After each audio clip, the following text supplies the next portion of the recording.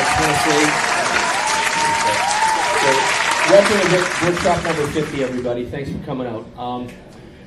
We've been doing this. That video I showed you there. No paper, no lines. I didn't even think too much about going to shoot it as much as let's just go do it. And I wanted to go out with Corey there and just be part of that crowd that you guys saw there. And I thought that it would give us that background that mattered. And I'm glad you guys loved it. You can tell already from being here a few times already and hanging out with me that I'm pretty passionate about Bitcoin and I'm really passionate about people. And therefore, these two things mix really well. Jason came over this week and he was really good at reminding me. So I'm gonna babble a little bit tonight because it's the 50th, and then we're gonna get into some numbers and all that stuff in a sec. But I just want to reminisce. So give me that 5 minutes of reminiscing. But he gave me a point. He's like, you're really. Like when we think of the workshops and we think of all the people that have come through here, because there's been thousands, what is it that we've done for everybody? What do you guys get to take away from this? Like, what do you all go home with? What did Jeff leave from SafePoint with the very first time he met us? Like, what does everyone really leave with? And I think that they leave with support. I think they leave with some reassurance. I think they leave with some hope, right? Some hope. We talked about that.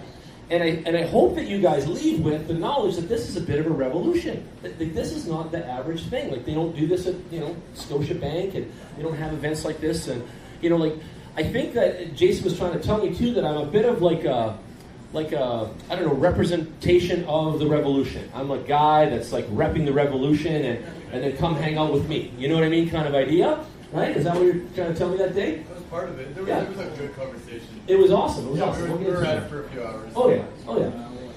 But again, it's not about me. Like I seem to talk about me a little bit. I want to apologize in advance, but the reason I do that is because I feel like I'm growing so much. So that's where that part comes from. I feel like I'm growing, so that's why. But really, it's about you guys and what we're growing as a community too. And you saw that in the video. I said it a million times, but it really is. Like we're trying to grow our mindset. We're trying to grow our efforts. We're trying to grow our skills and abilities, and we're growing a network of each other and a club that will basically hold us up as we move forward through this stuff, right?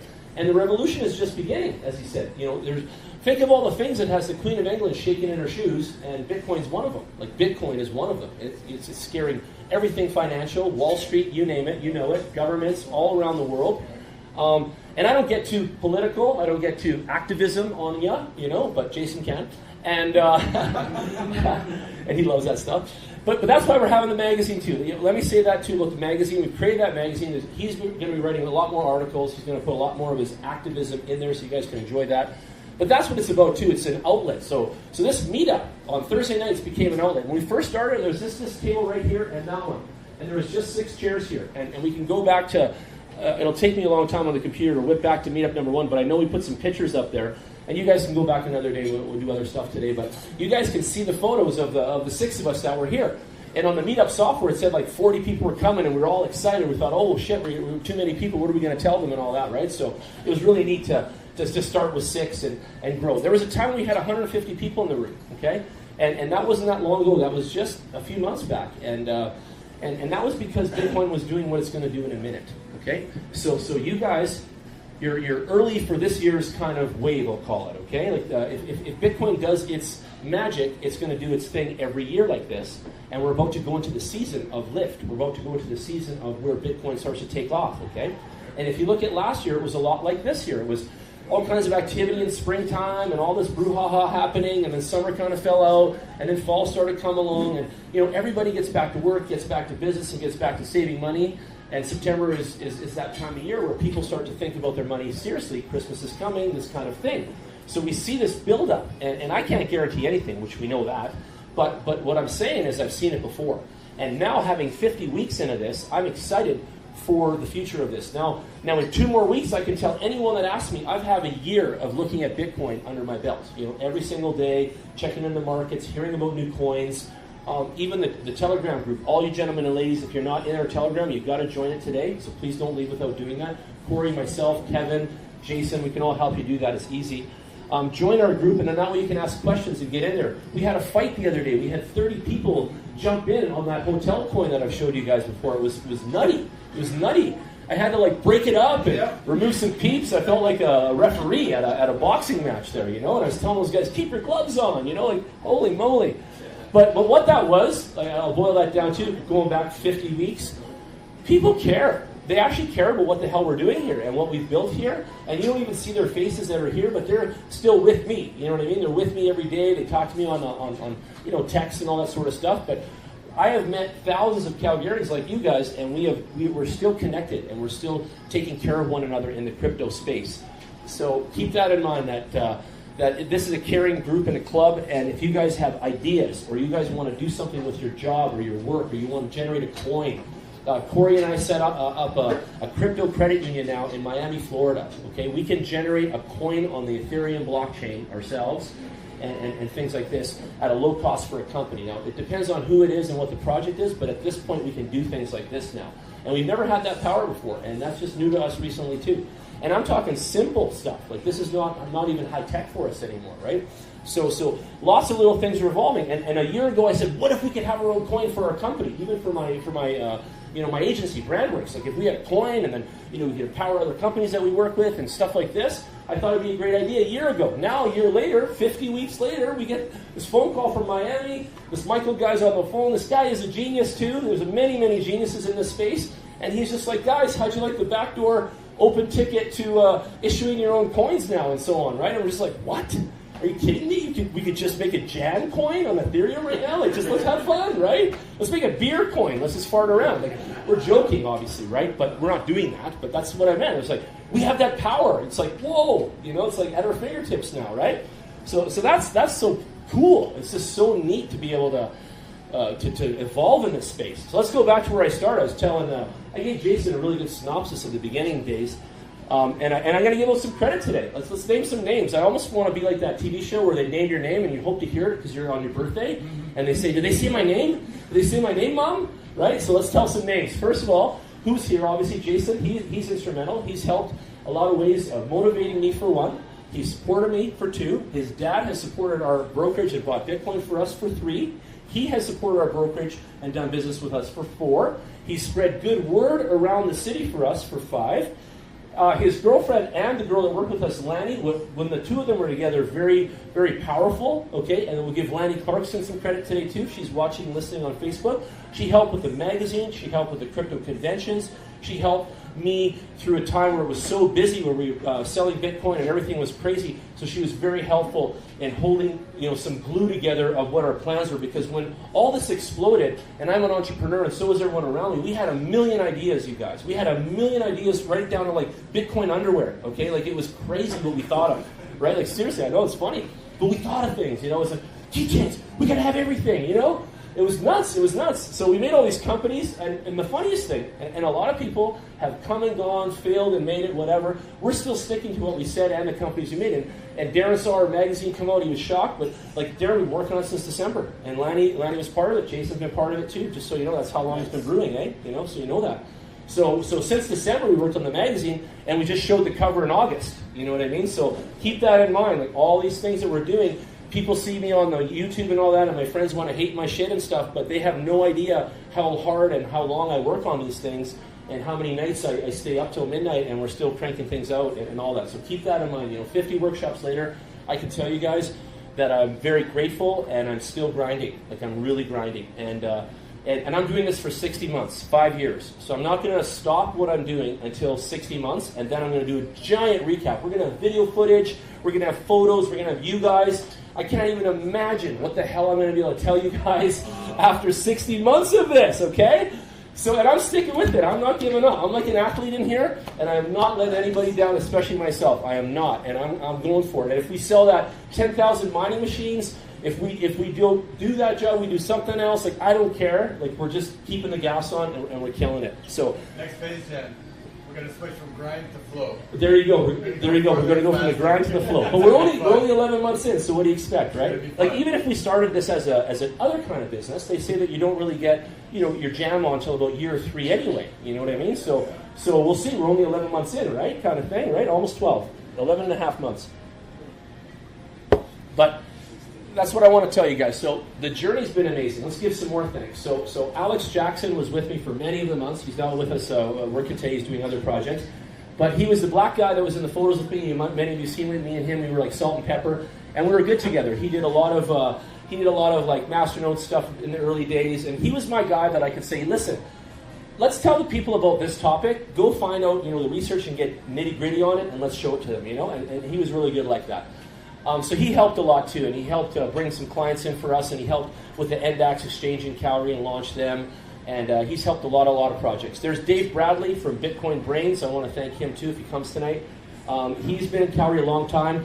He's the guy in the Windex video. You guys know Little Windex in hip-hop? You might not. That's okay. Go on YouTube, Little Windex, the spray, Find that video from Toronto. And there's this like fat guy with the rope chain, and he hangs out in Starbucks, and he's driving like a BMW, and he sells Bitcoin at Starbucks. That was Dave.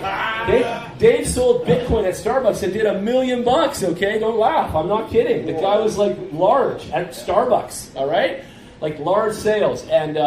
And so, but it started in 2013 for him, so it's kind of funny. But he is in that music video. There's that moniker of him. He's also in that Coinbase commercial too. I know a guy that knows a guy that knows a guy. And Dave's that guy, But he's that guy, you know what I mean? He's like that guy. So thanks, Dave, if you're watching. He's instrumental in helping me. Who else? Well, Dave, Corey's been amazing lately, so let's talk about some lately. So Corey's been helping me with the filming and all of that. Thank you, brother. Kevin's been amazing. Kevin is a research machine over here. He's helped people. He's helped coaching. He's available to you guys in the club. He'll help anyone, any questions, and he'll grind. He emails the companies. He's like Glenn over here. Glenn will email the company direct. He doesn't take any shit from any salespeople. He gets right on the projects. I know how he is. So that's what I want to teach you all too. You can learn from each other. A lot of the people in this room, actually, I would say that don't take any shit for anything in this room right now. I definitely say that, especially, I can see some of you, I know you don't. So that's the kind of people we are too.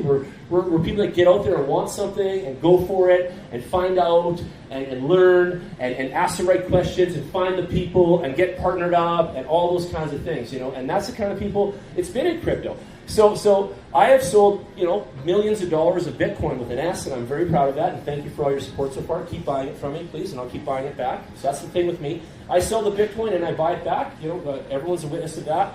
So that's the deal with Jan.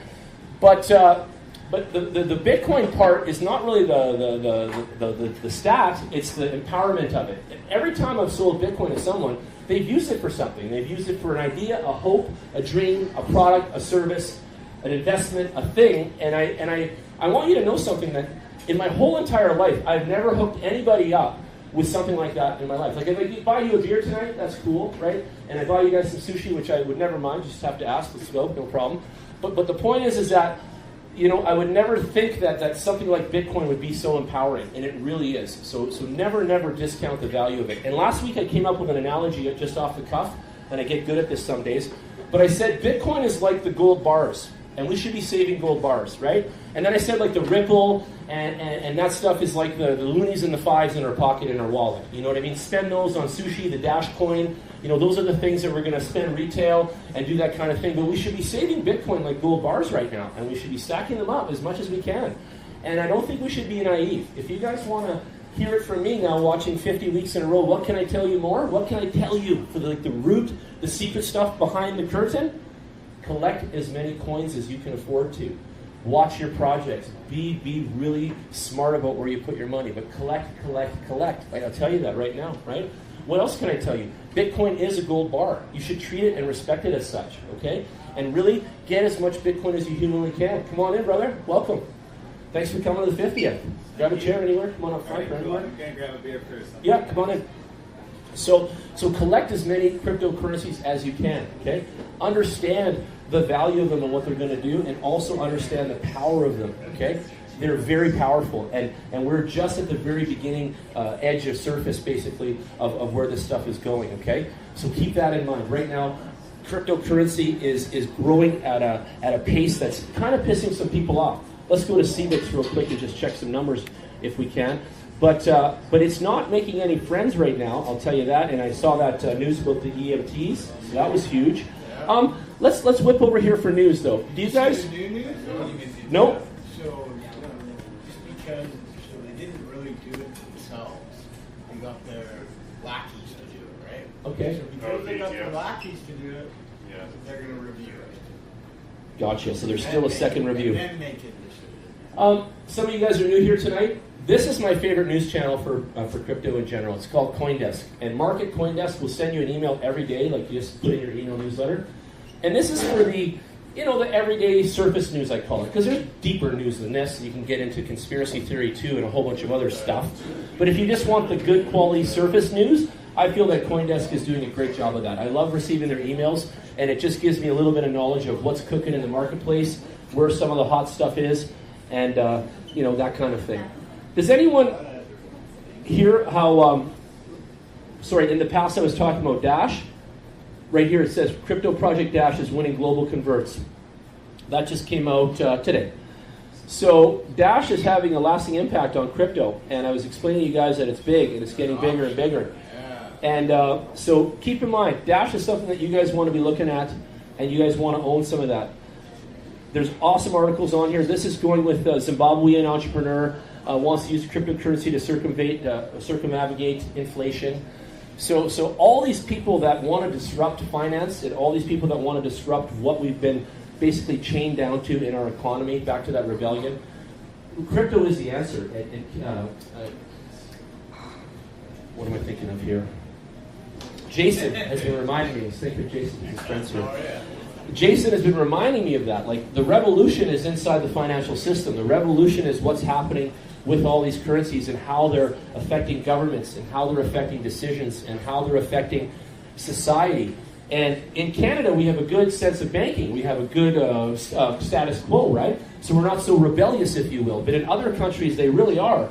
And you can see how cryptocurrency becomes almost like a sword for a person, and they can go and they can fight back against conformity and everything else that's going wrong in their marketplace. How many people in here follow the news on the regular basis on the international scene? Put up their hand, just so I have an idea of who's watching that stuff. Okay. How many of you in here follow the numbers? Are there people follow Bitcoin every day and check in on it and see what's cooking? Okay, cool. How many of you are just new and just going to start looking? Okay, cool. Good to know. Thanks for telling me that. Good. I'm medium with you guys. I'm an investor all the way, but I check Bitcoin like every other day. Like, I don't check every single day, but I do check every other day, and I keep my head in the game a lot, and I watch the news. One of the other areas for news, because someone else told me that I should teach people where to find good news, is my Blockfolio app. I don't know. Put up your hand if you have Blockfolio, please, so I know who's got it. Okay. Awesome. Only a few of you. Everybody get Blockfolio. Put that on your phone. Okay. Welcome. I've got a gift for you too. Thanks for coming. Everyone that comes out tonight gets a gold Bitcoin. It's a gift yet. Welcome. Did you get one yet? Okay. I got one for you too. Who did not get a coin yet? Cool. I got more. You're welcome. So, give you out a couple more. I feel like it's Halloween. We give out treats.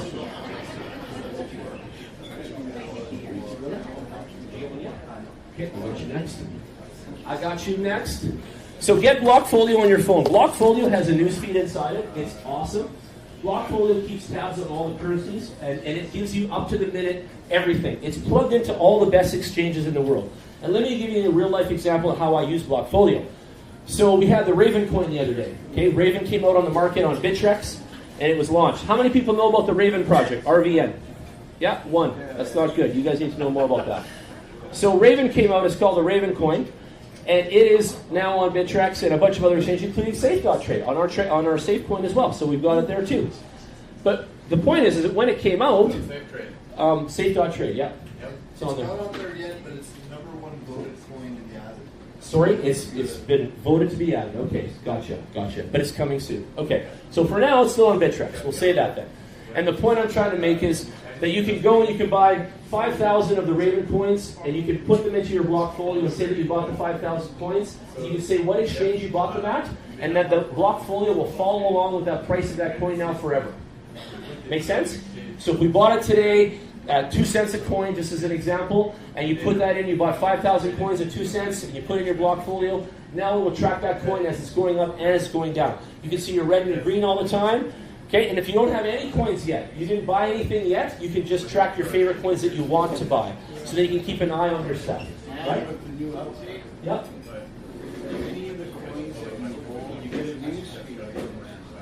There you go. So if you're holding a particular coin, like Tron, if Tron has good quality news coming through the wire, you get it updated as well because you're a shareholder and now you're holding the coin. Make sense? So really intuitive, really slick. Been using this for 50 weeks. This is one. That's what I should do too tonight. I'll show you some of the tools I've used 50 weeks in a row. Never stopped using them. How about that? I'll tell you which ones. Blockfolio, 100%. 50 weeks in a row. This is one of the first apps I put on my phone when I started the crypto game, and it's still awesomeness. And even when I started, literally, I didn't buy anything yet, kind of thing. I just had a little bit of Bitcoin. And then I started to watch Ethereum and Litecoin and Dash, and I was in love with Litecoin at one point, so I was buying heavy of that. I bought like 250 of them, and stuff like that. So that was an amazing time. The CoinDesk, I've been using this since day one. I've loved the news coming out of here. I remember when they launched Bitcoin Cash and all that other stuff, so it's been really good for that too. Okay, what other tool do I use all the time? I've used Binance all the time. So my workshop is here. Where is that? Workshop site. This one? There we go. You can go to my website and click Binance. I've used that since day one. I've used Binance for 50 weeks. I've used Coinbase, the one that everyone thinks is shit, from America, and I've used that for 50 weeks in a row. And I've added my credit card, and I've actually taken money off my credit card because I needed like Bitcoin to buy an ICO, or I needed Ethereum. And I hated that app since day one because I could never switch from Bitcoin into Ethereum into whatever else I wanted. You know, I was just stuck like that in whatever I had in there. And then I hated that app again because it only let me do $200 or something like that off my credit card. It's bullshit. Like, so, and then I had to wait like 6 weeks to get approved for $500 or something retarded like that too. So that one slowed me down. And 50 weeks ago, we didn't sell Bitcoin yet. Like, I started that maybe, I don't know, in November or whatever. And the reason we started selling Bitcoin to you guys is because of the friction. Like, here I was 50 weeks ago going, hey, everybody, come to Coinbase. So, you know, join, right? And then I didn't know because we hadn't had friction yet. We didn't know what the hell we were offering, kind of thing. And then after we got involved with it, we're like, holy shit, why are we recommending this? But listen more to this. I've had that on there for 50 weeks, and I'll tell you more. The people that like their money insured, and the people that like it simple, and the people that want to be like super secure, they like Coinbase for those reasons, okay? Coinbase is the only wallet that actually has insurance on it, just so you know that, okay? How you can take advantage of that or get your money back, I have no idea, okay, because I don't work for them. But at the end of the day, they're the only ones that tout that fact. And like my girlfriend, to be honest, she has all of her savings in the Coinbase wallet like that because she feels with it insured, she's happy in there, and I agree with her. And also my daughter has Coinbase and she's saving for university, and all her allowance goes in the Coinbase wallets, and then she can't spend it on makeup and other junk, so she's going to save, and it's in Coinbase too, and it's insured. Hey boys, the pizza gang, come on in, we got cake now. First pizza, then cake. First pizza, then cake. By the way, in this building, there's a Melrose Place around the corner inside the casino there, and they have some of the best pizza in town. So for you that haven't had that and like to watch games and stuff, that place is pretty cool too.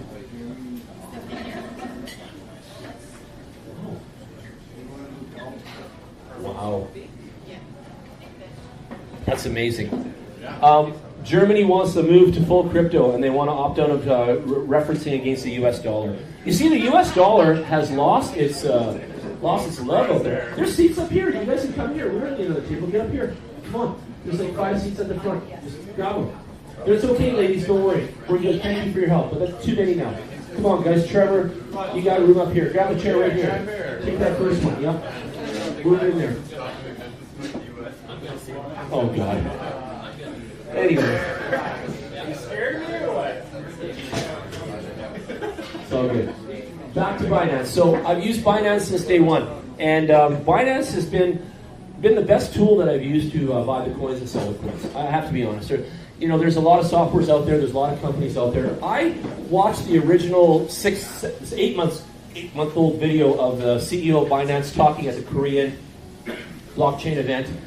And his philosophy and mindset about how he runs his company and how they do their business really, really impressed me. Like, he really is a solid cat. And he doesn't take bribes, money, or anything from anybody to do the business that they're doing. And they're really, really smart, too. And I think Binance, to be honest, is going to be the #1 exchange in the whole wide world. And that's just my opinion, like I give every week. And I also want to tell you what I think about the money part. I think the Binance coin is going to be worth a lot of money. And it is worthless right now. It's very cheap. And I really believe it's going to be huge. Because that company is growing like bananas. And they pay their staff in Binance coins as well. So that's how they actually get their paycheck. And that's just one of the areas of it. But they're integrating the coin and this whole exchange right around the world. They're coming up with a new API that's going to allow it to be on the blockchain type formatting. And they're also going to be doing this thing where they spread it all around the world in different countries as well, and the different entities. Because that Huboy one, I always have a hard time saying it, but it came to Toronto. So I think it's from Korea, and now they open up in Toronto as well. So more and more of these Asian companies will be coming over. And this is Asian. This is going over to China, and these guys. But they're set up now, I think, they're moving to Malta. And a lot of the crypto companies are moving to the island of Malta. And don't quote me on this when and whatever, but I remember reading something or seeing something about that. Does anyone in this room want to know how to use Binance effectively? Just put up your hand quickly and I can run it through quick. Okay, cool. A few people. Awesome. I'm going to try to stop tonight too and answer questions more because I know it's our 50th and I want to be more questions instead of lecturing. All right, so how do you really do this? What's the nuts and bolts on this puppy right here? Let's talk about that. Let's just click on the basic version of the exchange. Let's go nuts and bolts on this for a minute. First of all, Binance is empty. It is an empty plate, okay? It is like a shopping mall for coins. Let's talk about shopping, okay? So it's a shopping mall for coins, and it is empty. It needs money to power it. You need to put money into the machine, and then you can work with it. So what kind of money do you put in here? Well, you come see me, and we get some Bitcoin, and then we put the Bitcoin in here, okay? You can also put Ethereum in here, and you can put, I believe, US dollars in here, and some other things, but we'll just keep it simple for today, okay? Just simple style. So Bitcoin, Ethereum, US dollars, and you can put money into this thing. And then what? What do I do with my money? Well, that's how you buy the opportunities. That's how you buy the coins. So the coins are being listed in here. So people like me have 10,000 of the Tron coin. I go to Binance and I list my 10,000 Tron coins for sale because I want to get out of it. And when I get out of my Tron coin, what do I get into? For the new people, I get back into Bitcoin or I get back into Ethereum. Does that make sense so far? So you have a starter capital on this system, and it's Bitcoin or Ethereum. Those are your starter capitals. And those two capitals basically power all the opportunity in all these exchanges, okay? So in a 2-hour window, I can sit down with the Binance software. I can put $1,000 Canadian into the system, and I can spend 2 hours on it like the casino and come out with 3,500, let's say, off of 1,000, right? And I can do that by buying and selling coins in that 2.5-hour period. So you can actually quantifiably sit down with the software and do nothing else, and you can actually make money with no other tools and no other budget. Just set your budget for 1,000, insert it into the system, and then go to work doing that. And if any one of you want to learn how I do that and how I fish for opportunity and such, I'll sit down with you on a one-on-one and I'll teach you guys that, because it takes a little bit of time to explain all that, what you're looking at and how and so on. But really what you're looking at, fast and quickly, is the market. You're looking at things that are growing and jumping. So we'll bounce over to CoinMarketCap. We'll see what coins are taking off today. Then we'll go analyze them in Binance. We'll see what's jumping. We'll see where lift is. And then we'll start to buy some of those coins and we'll ride them up. I used to call it like a horseback riding. I would buy in the morning and I would let that team of coins kind of rise up all day, and then I would sell them off in the evening and I would make that spread. Lately, the spread hasn't been big. We're getting 14%, 30%, stuff like that. When we were in hot action back in a few months ago, we would have 280% days. Like I would put $1,000 in and come out with thousands in no time, right? And by the end of the day. And I'm waiting. Like I am seriously sitting right now on pause till that market picks that momentum up again, and I'm going to start doing that again. So if you guys want to learn how that does, how we do that, you should talk to me now before the market starts to take off, and then you have the velocity working for you. Okay? And back then, people were saying you could just throw money in the dark and you would make some in crypto. And it kind of was true, because you didn't really have to know too much except pick the top ones that were spinning and we'll make some dollars. Nowadays, it gets a lot more intensive. Now you have different projects coming out, and you have to do some homework and you have to know how to do this.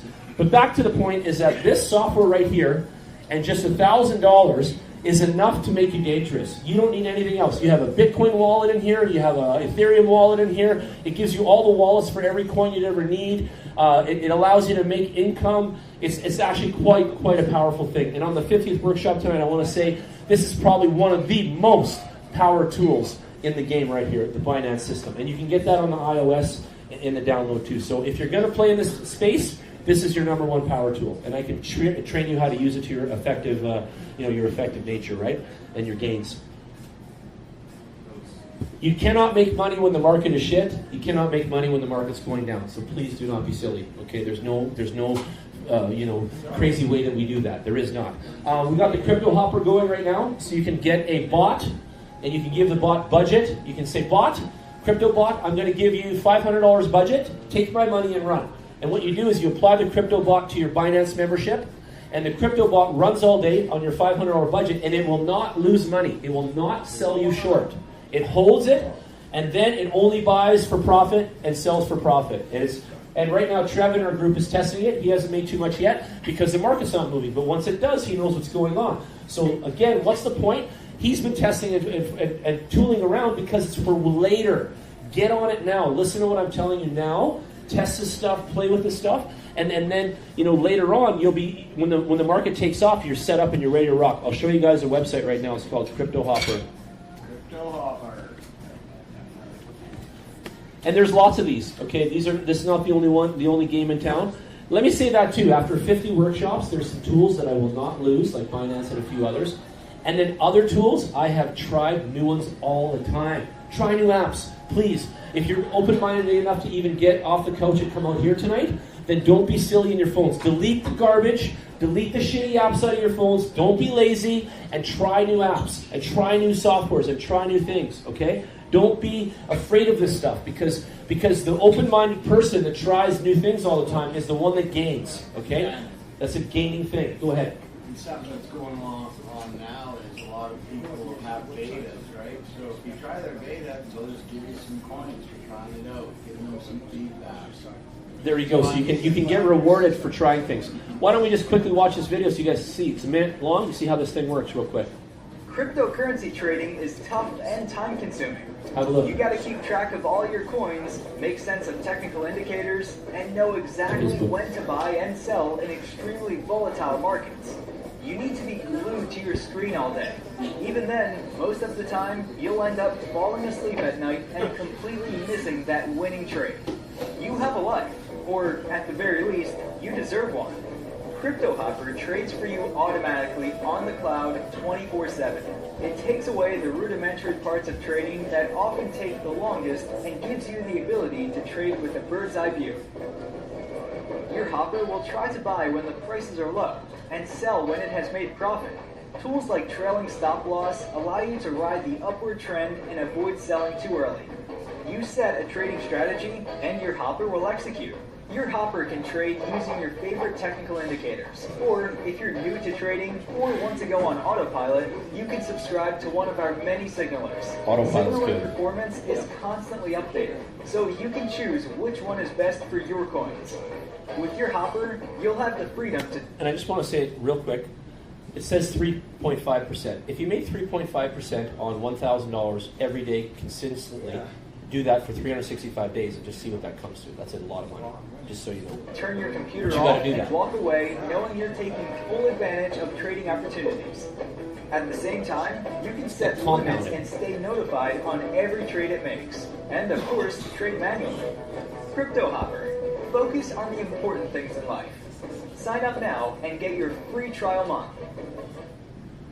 Because the crypto space is still Wild West too, there's all kinds of cool stuff like this. You know what I mean? Like you can't join other hobbies that are financially related and have so many tools and so many cool things happening in that space. Crypto is beautiful. Again, 50 weeks. If this was a workshop on another topic, pick something else. I don't know, automotives. We wouldn't be doing it 50 in a row. If it was on ATB and being an entrepreneur, we would run out of stuff. You know what I mean? Like you can't run out of even things to do with crypto. It's unbelievable the amount of projects and so on coming out and tools, right? So keep that in mind. Be open-minded and get on those tools. Another one, 50 weeks in a row, and I talked about it 50 weeks in a row. CoinMarketCap.com. CoinMarketCap.com. Still love it. Jeff, do we have another website like CoinMarketCap that you know of that we could show that has a list like this? Sure, yeah, there's a few. Again, What's one that you go to all the time? Give me your go-to. Do you have one besides this one? I like CoinLib. CoinLib's kind of CoinLib? it's like CoinMarketCap was like 2 years ago. It's just got a lot of the newer stuff on it. It's more updated. That's what I want to hear. We need new ones, so let's go. So CoinLib.com. coinlib.io, everybody. Coinlib, just like you think. And lib would stand for library, I would guess. So coinlib.io. So here we go.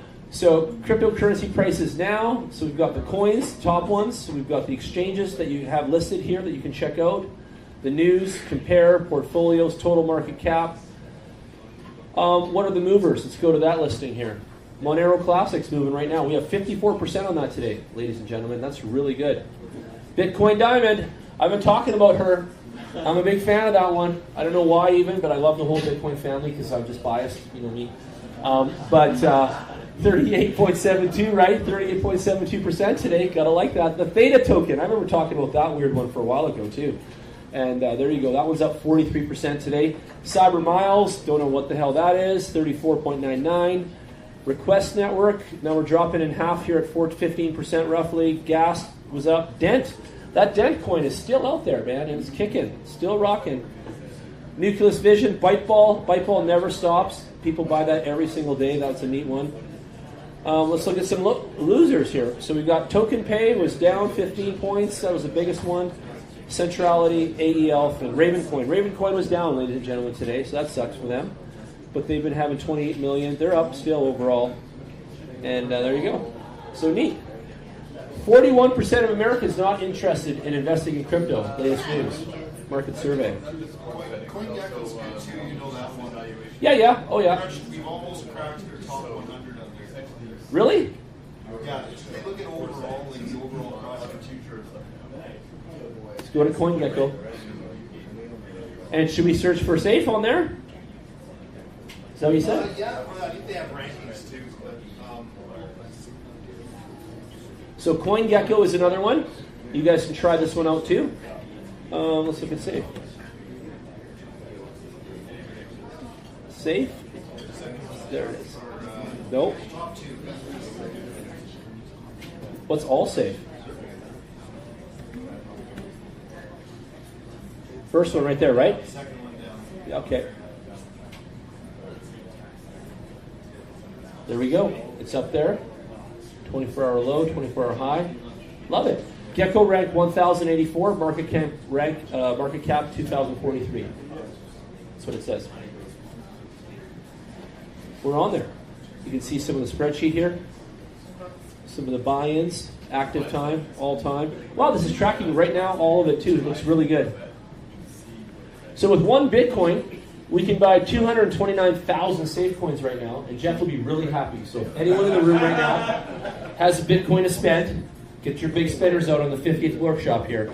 And you'd like to buy one Bitcoin worth of safe coin, we would love that. It's for sale, and you can get 229,000 coins for that. So that's a pretty good deal today, ladies and gentlemen. Really good deal. I like this. You can look at their homepage, any announcements, blockchain supply, and all that sort of stuff. So that's cool too. One thing that I didn't even talk about, because I'm all over the place here for a second, is the back to the 50th, is the blockchain. How many would like to see a little quick video on the blockchain? Does anyone want to see that? And what the simple man's terms of the blockchain is? Yeah, let's do that for a sec. I think you guys will like this. Because the blockchain started in 2008. And then the blockchain, or Bitcoin, came out in 2009. So it was, this is it. This guy, Richie Eduardo, this guy's funny. Blockchain massively simplified here in a few minutes. So watch this one together real quick. You guys will enjoy this.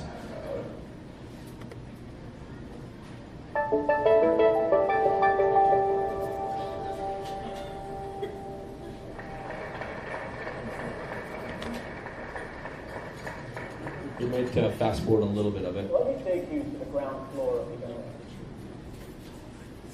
This is what the internet looked like. And I'm going to talk about this for a second too. So the internet is on the background for him. And you can see there's points at USC, UCLA, okay, Stanford, over here, Gunter, in Texas, some AFWL, I don't even know what that stands for, Utah, okay? And this is the internet in the early days. So the internet was linking all of the academic schools in America together so that they could talk to one another. I remember some of you were here when I was talking about this before. Because at UCLA, they'd be working on a cancer thing, okay? And the scientists in the lab at UCLA are working on a cancer thing. And they want to talk to the guys in Boston because the guys in Boston were waiting to see if their theory was working. Does that make sense? So these schools were trading data, trading paperwork between their science labs, MIT, all that, UCLA, and they wanted to keep in tabs. People would sit there by a text box waiting to see what the scientists said about that little amoeba dish or whatever the hell they had going on there. Literally, though. And they would wait by the internet and wait for this transmission to come in. Like seriously, it was crazy. And that was the early days of wiring, everybody together. And that's the schools that started it all, right there. So keep going. In 1977, the internet was just a couple of computers. A dozen of UC didn't even go to anywhere near Canada. connected by Here, let's pause that. This is awesome. Why did I do that? So look at this. This is America, right? You got Lincoln. It's all the schools. NYU, right? Aberdeen. Some of them are familiar to us. Others are not. We didn't go to school in America, right? And cities as well. Illinois is there. So really interesting. You can see how it didn't even get up here in North Dakota, South Dakota, Washington, nothing by Vancouver, nothing by Alberta, Montana, like zero. It just focused in the populous areas, right? It's pretty neat. lines that can barely carry a couple of bits and bytes between them. Not that much. Today, you're watching this video on YouTube using the internet. In the most sacred part of your house, without a wire connected to the device that you're watching this video on the seat that most people should watch TED Talks on, in your toilet. Not tonight. Now, in order for us to go from where we are, which are these couple dots, to where we are today, a lot had to happen. People like Bill Gates and Tim Berners-Lee had to dream about what could the world be like? How could we change the world? And so you guys know Tim Berners-Lee created the web, and that's in 1991, August 91. He released the open source programming and code, we'll call it code because we know what that is nowadays, the open source programming on the internet. So it was on the internet, it was at Boston University, and in August 91 he releases the code for the web. And the web is what powers all the apps, the YouTube, the banking apps, everything is on the web. The internet is the line, like the railroad line, but the web is like the train, right? And the web is rolling everywhere. And here we are, 40 years after. 40 years. Now, the thing about great inventions and great paradigms like the internet is you actually don't know what it is the day was made. You kind of have hindsight 40 years after, and you look at it and you go, oh, I see what that did. It did the following thing. And the question or the discussion we're going to have today is if there was a paradigm sitting in front of us today, what can we do today to figure out what that paradigm is going to do 40 years from now so that we can take advantage of it, so that we can be a part of what Bill Gates and others did to the internet. In order to do that, in order to get ahead, you have to ask what I like to call the big question. And the big question about any paradigm is, what is the one thing, what is the one gap that that paradigm fills for everyone? Now, I said hindsight is easy. Hindsight's 20/20, but foresight, that's where it gets difficult. Foresight Let's is take a really look difficult. Right now, this is a at group hindsight. based on foresight. If we think about some of the large inventions in our life, the printing press, for example, in the 1400s. The printing press, I'm going to fast forward a little bit. Okay? this is the power of blockchain. Now, we saw Just so you guys see this transactions part. appear, they get written on top as commerce. And the next record is written. When the very interesting about it. The first thing that's interesting about the blockchain ledger is every record that's written on a blockchain ledger has a unique key that goes with it. Now, you don't need to get into the details of cryptography or hash keys, etc. Just trust me when I tell you that there's a really, really awesome, unhackable key that's in every record on a blockchain ledger. The other thing that happens to blockchains is that every record is written and stamped by the trusted party that wrote that record. So written and stamped. You can see how this is a little bit different from the copy ledger we use today, isn't it? And he was just describing earlier is that today if the ledgers that are running our lives can be adjusted. Like you can go and look at a house that is for sale, and people could have modified that house or lied about things or not really changed the furnace and things like that, and people can edit the ledger on these things that are documents today that we trust and believe in. And that was his point earlier, and he talked about that for 10 minutes, but you guys get that. So right now, the ledgers that exist out here, motor vehicles, look at Equifax got hacked. How many of us hate Equifax? Please put up your hand. I do. I hate that company. They used to have my wrong friggin' name spell on that thing. They have my name spelled wrong. It's Serto instead of Serato. They're missing an A in my last name. Still to this day. They've never changed that. Fax that I've had replaced I don't know how many times by now. Anyway, the point is that's the ledger right there. The Equifax is a ledger on us. Look how that affects our lives. It's crazy, right? So what he's saying here originally was that it's just a wishy-washy mechanism out there, and the blockchain is going to tighten it up. Here's the major invention. When the next record is written,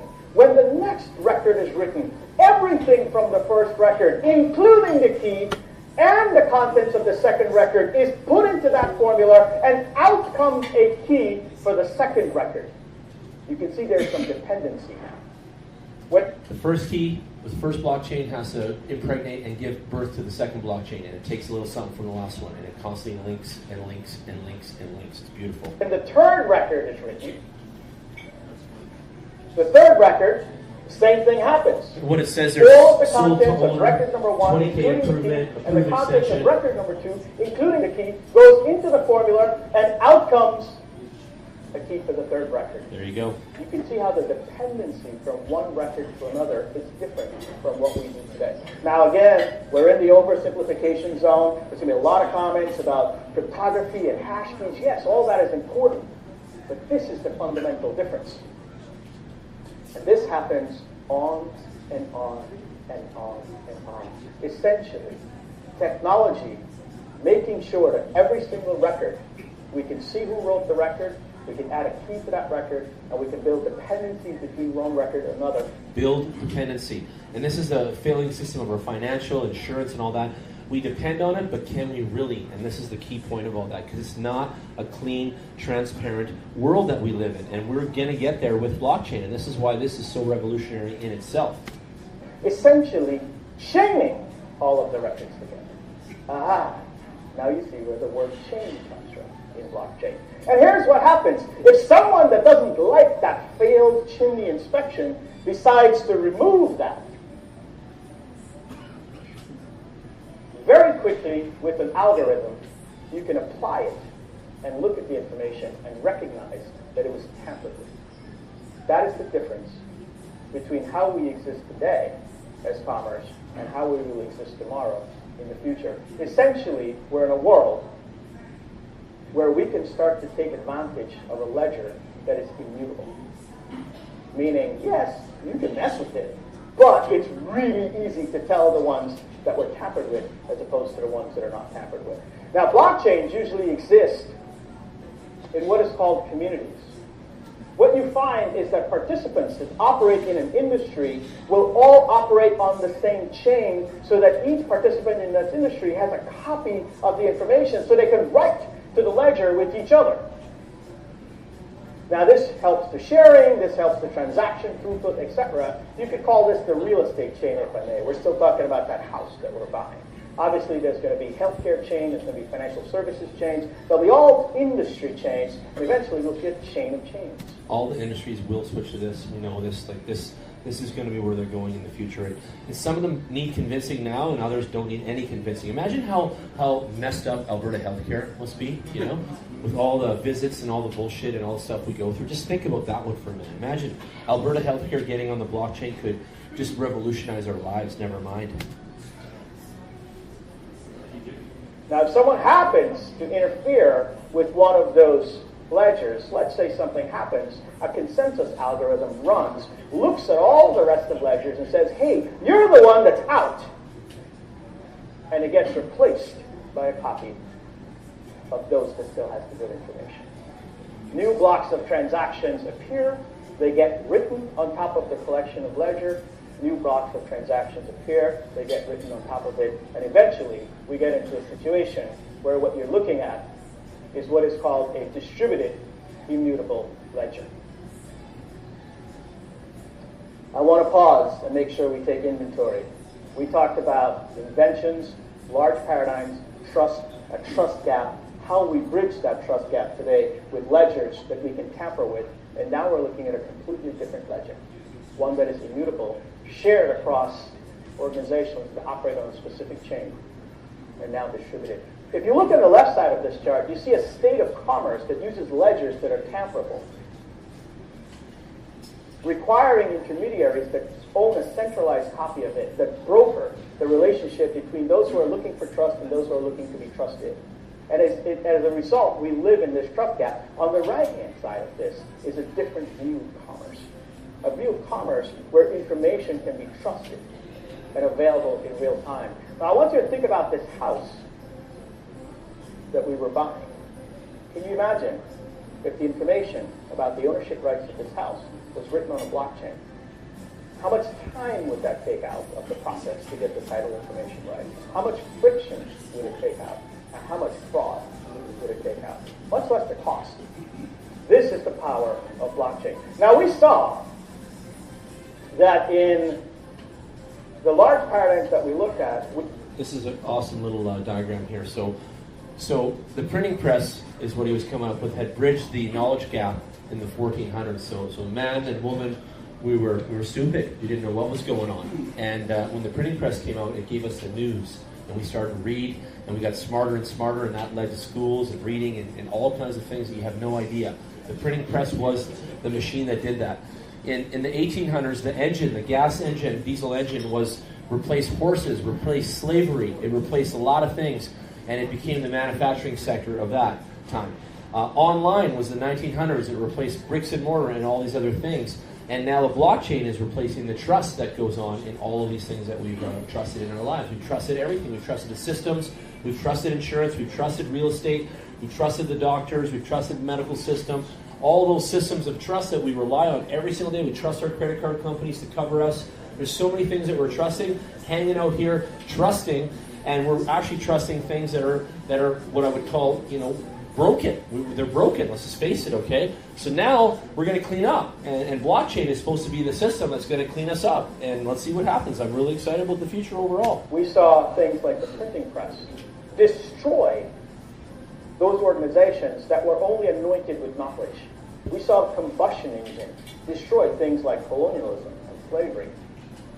We saw the internet come in and destroy brick and mortar companies. What we're looking at today is a new invention called blockchain that changes the way we trust.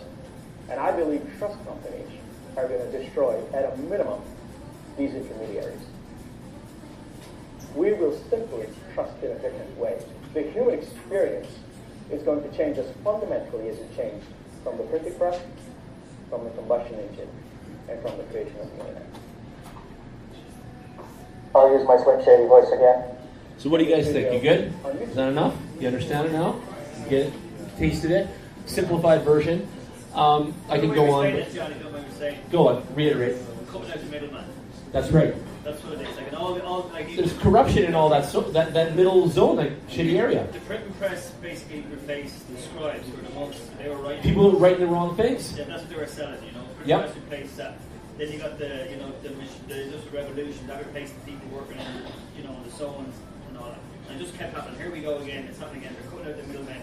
This time it's the professionals being cut out. Like it or not, a lot of people are going to be cut out. But this is the next technology moving forward. It is. We'll talk about shopping a little bit here. I can pull it up now. You want me to move over to that?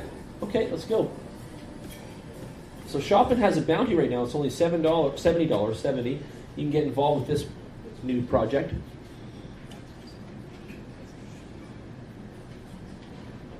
So they partnered with Coin, that QUOINM one that you were showing me there, Corey. They partnered with that in cryptos too. See that? We partnered with them.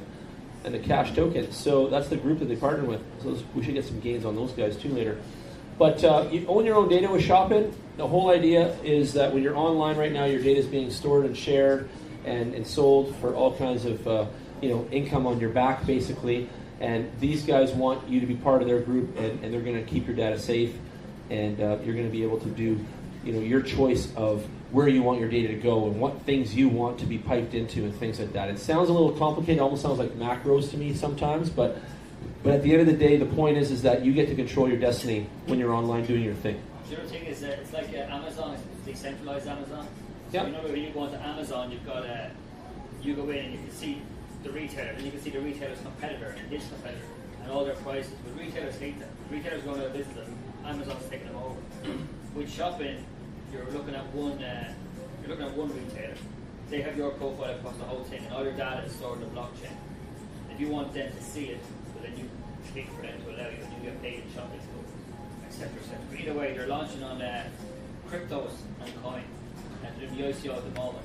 And there's I think there's a 20% bonus. It's going to be a hot coin. Like it was Forbes magazine said they're the best. Glenn has an affiliate link. He put it on our message boards, and you can give it to anybody. So you can ask him. But it's not an affiliate link. Just to be No. clear. I don't get any money out of it. Okay, so just a link to you're just linking to the company. Okay, no, that's good to be clear.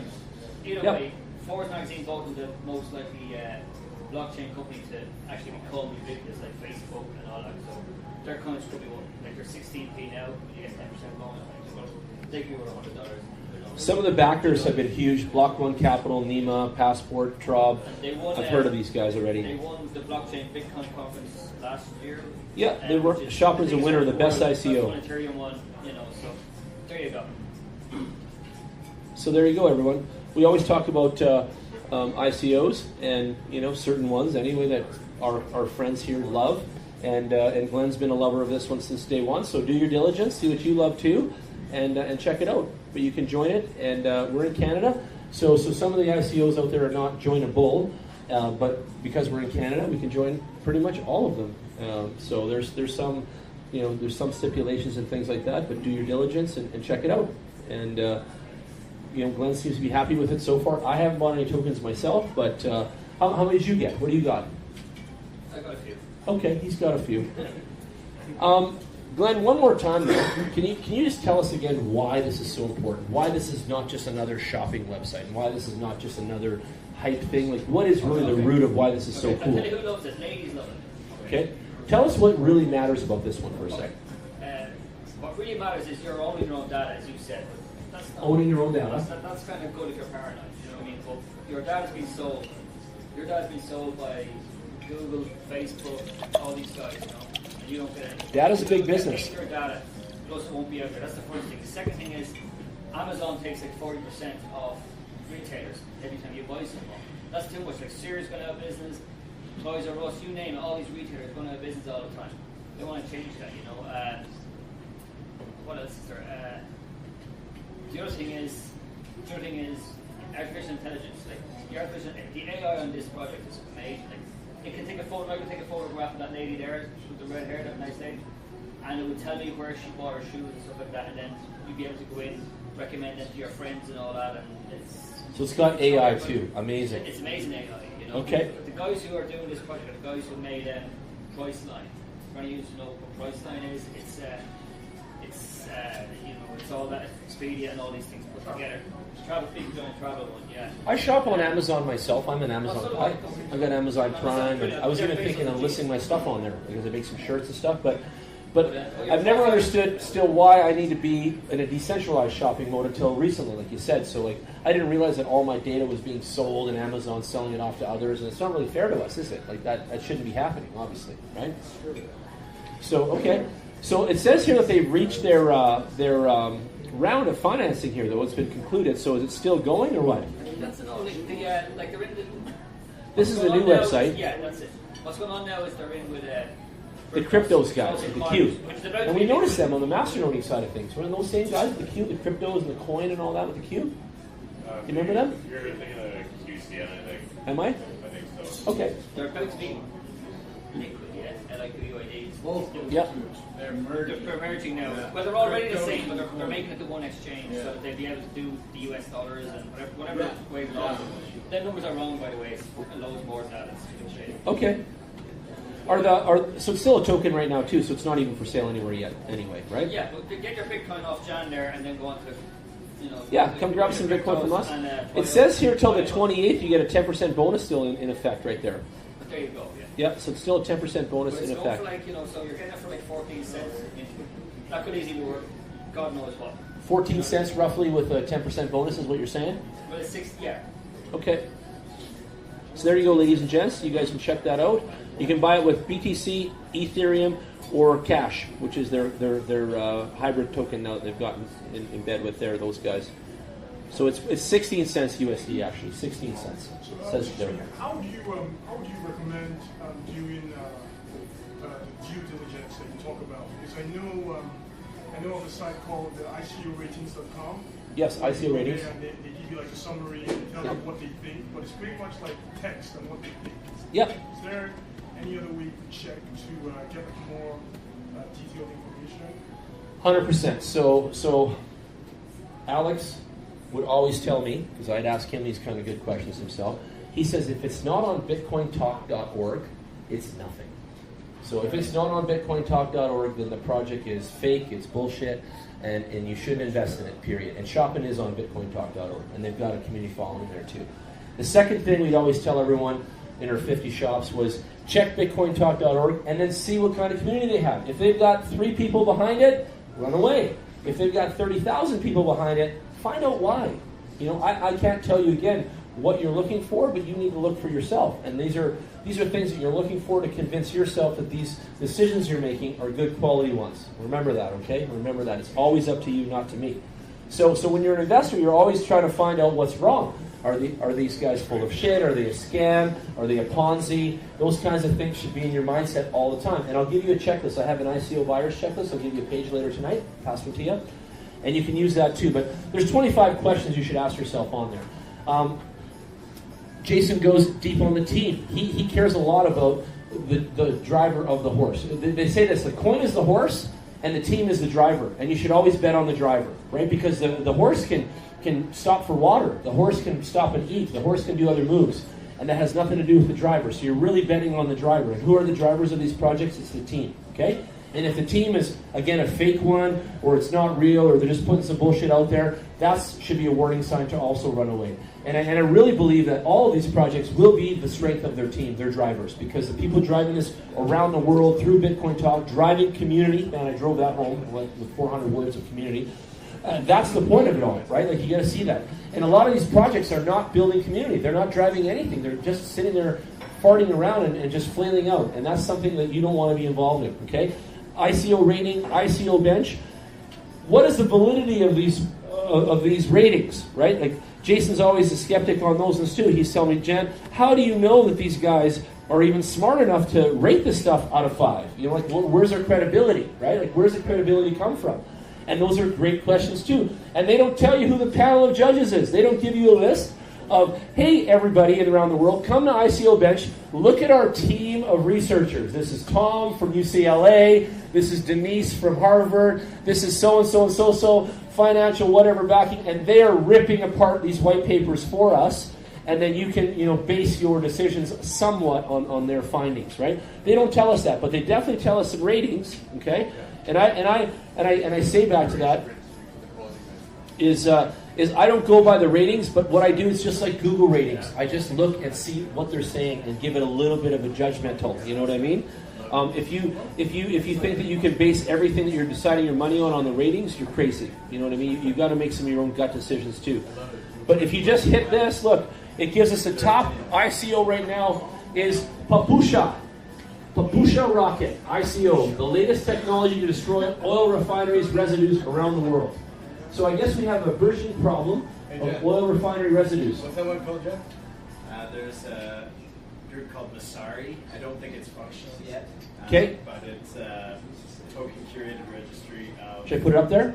good projects. I'm not sure it has a working project at this point, but How do I? It's called Masari, like that? M-E-S-S-A-R-I. M? E-S-S. M? M-E-S-S. Yep. A-R-I. Okay, M-E-S-S-A-R-I. Let's search that for a sec. See, I need an R in there still. I know, I'll add it. I'll add it there. R-I. Okay, Masari Crypto News, this one. Masari.io. That's right. Okay, this is a project that you believe in? It's still coming together. My votes are out on it. Okay. I see what they can do. Okay, so right now, just let's be open here. We're capitalists, we're investing. So right now, it's giving you a good feeling. Yeah. Okay? Yeah. You've checked out the team. You've checked out the white paper.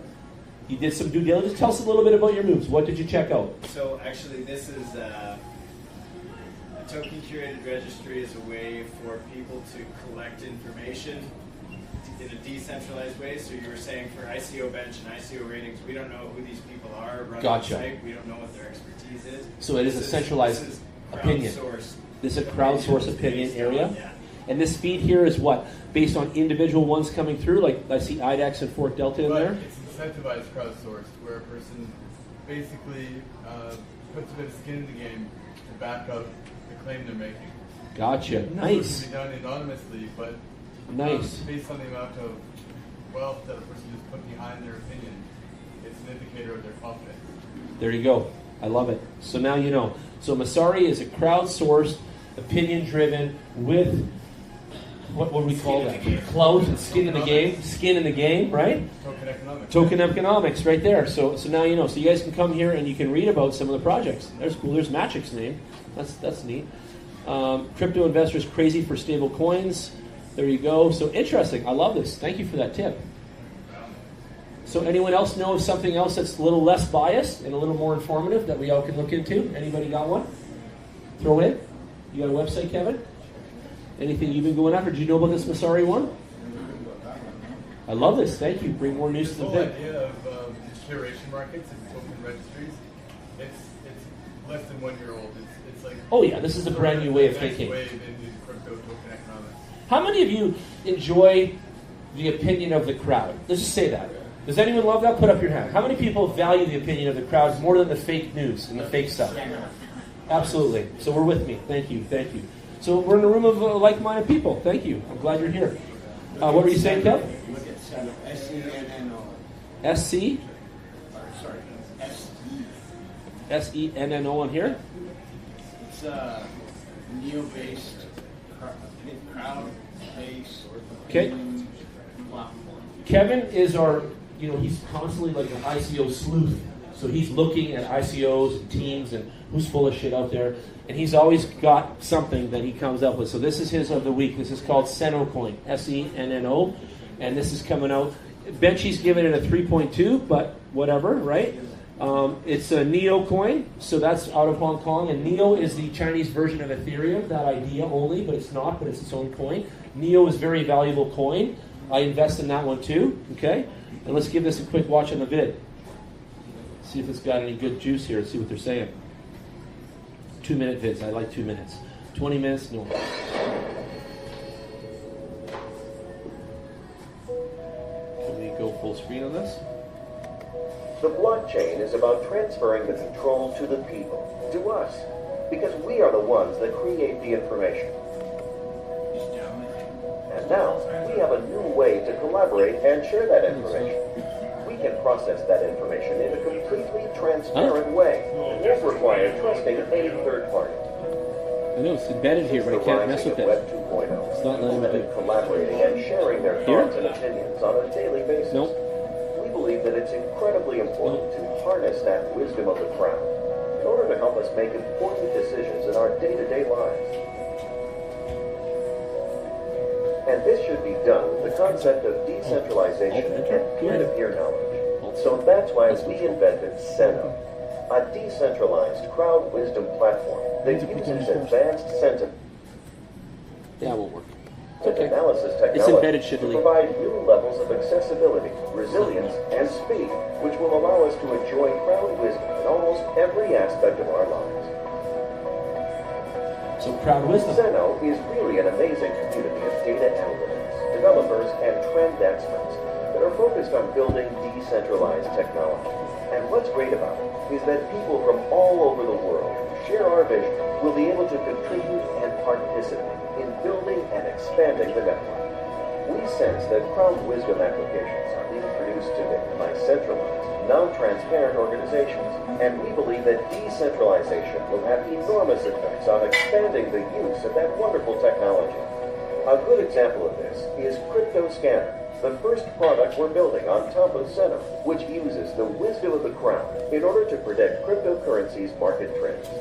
Senno is going to completely reimagine the way we are making our business and personal decisions. putting the wisdom of the crowd at our service with just a click of a button. There you go.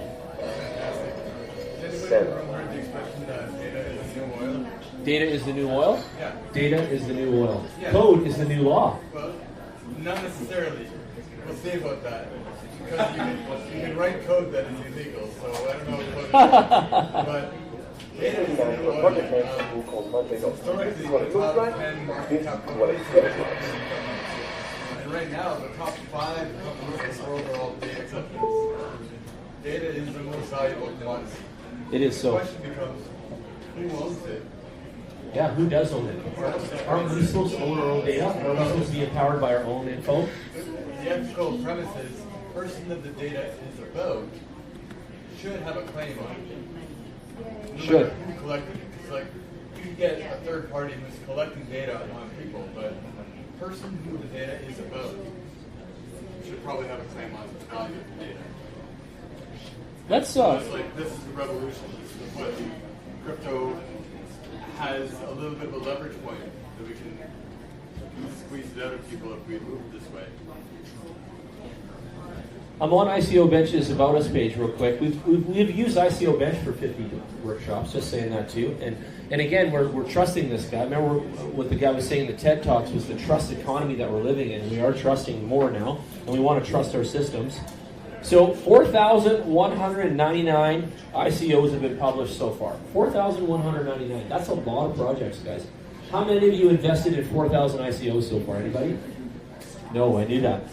345 experts' advice. Okay? I didn't even know there was that many experts, but that's pretty cool. 21 billion raised in ICOs so far. Okay? 14,000 ratings total. So they've rated 14,000 different things. 92% of the ICO was a know your customer success. So that's pretty cool. And 62,000 people of blockchain. And I'm guessing that's just what has visited and liked things and commented and whatever else, okay? But that's pretty impressive stats, you guys, on the ICO section. And we see some news flying around that ICOs are dead and there's not enough action and blah, blah, blah. But don't believe the hype. Get out there. There's still tons of opportunity in this space. And we show that every week. And I'll just show you the category here on the left. Look at all of these categories. AI, artificial intelligence, banking, big data, business, casino gambling. I love those coins. Charity, communication, crypto, education, electronics, energy. I've done this before. Health, internet, investment, legal, manufacturing, media, real estate, smart contracts, retail, sports, tourism. The list goes on. When we started this 50 weeks ago, reminiscent, there weren't that many categories. Like there was two. There was like two. It was technology and the other one. So this is just growing like crazy. And I think that as we move forward, we're going to see more and more projects expand in more and more business models out here and add the blockchain of transparency to everything. So Seno, again, is the first analysis platform with an open API for third-party apps based on Neo. It uses distributed sentiment analysis and AI algorithms to create real-time crowd wisdom ecosystem and sophisticated business intelligence. So who's confused by that sentence? Anybody? Okay. Really what it's saying is it's going to use the crowd to help you do all of your analytics and keep all of the tabs on all of your data, which is pretty cool. I like the thought of this. Okay. And right now their soft cap is $2 million US. The hard cap is 25 mil. It's coming out of Hong Kong. It's super cheap. It's less than a penny. It's 0.01 or whatever. Is that, yeah, because it would be, no, that is a penny. Yeah, that is a penny US. 1.2% Seno for a penny. Yeah, 1.92 Seno it says in pre-ICO, and 1.6, yeah. So that's a very good value. So a token for a penny, we like those prices, and et cetera. So check this one out. Kevin likes it. And just because it has a 3.2 doesn't mean it's not good, so you know that, okay? Because you can't always just go off of whatever they're saying. You have to do your own diligence as well. I always like to kick this and see what the hot sauce is of the week on this website. And what was it? And it's this one here. I want to see that papusa. Where did it go here? Take off Seno and do papusa. Let's see this thing. Papusa. Papusa, the world's first rocket and space technology to produce fuel by using fuel oil residues from refineries offered by Anatoly Papusha, the Academy of Russian Academy of Natural Sciences, who developed the Buran program Papusha Rocket ICO. It is the latest technology to destroy oil refineries' residues around the world. Instead of destroying flora and fauna, refineries get gasoline and diesel fuel for selling it. PRT ICO produces small capacity oil refining units to process black oil fuel and produce liquid fuel by using the transonic combustion technology. Everyday refineries worldwide generate 1.35 million tons of residues. Depending on its capacity, one PRT unit processes 30 to 90 tons of wastes per day. The market requires dozens of thousands of PRT2 units, which those are when you're buying those units to combat. It's kind of like what do we call that again? I'm trying to think of the word here. Carbon credits. It's like carbon credits is what they're talking about, right? So these guys are forced to buy these carbon credits worldwide to process all their wastes. And these guys are saying, we've got an invention now that can take these wastes and turn them into usable fuels and oils. So that's pretty neat. I got to say, that is pretty cool. Right now, that's an Ethereum offering. You get one Ethereum gets you 3,500 of these tokens right now. And there's a bounty available and all that sort of stuff. So this is really cool. Let's have a look. And we're in the oil and gas business here in Alberta, so this is something up our alley here.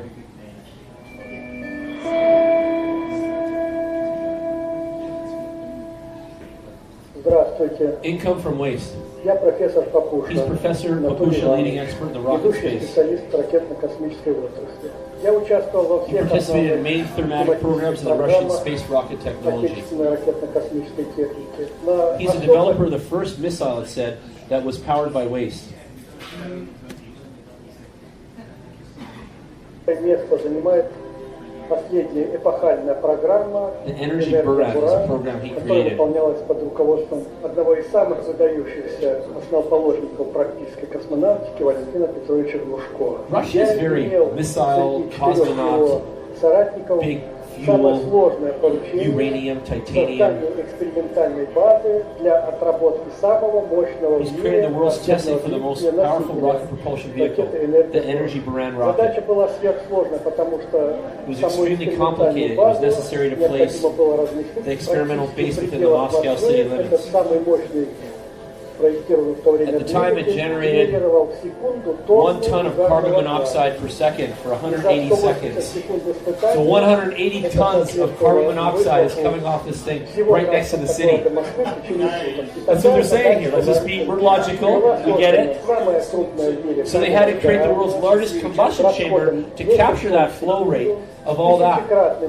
You out? See, Glenn, thank you.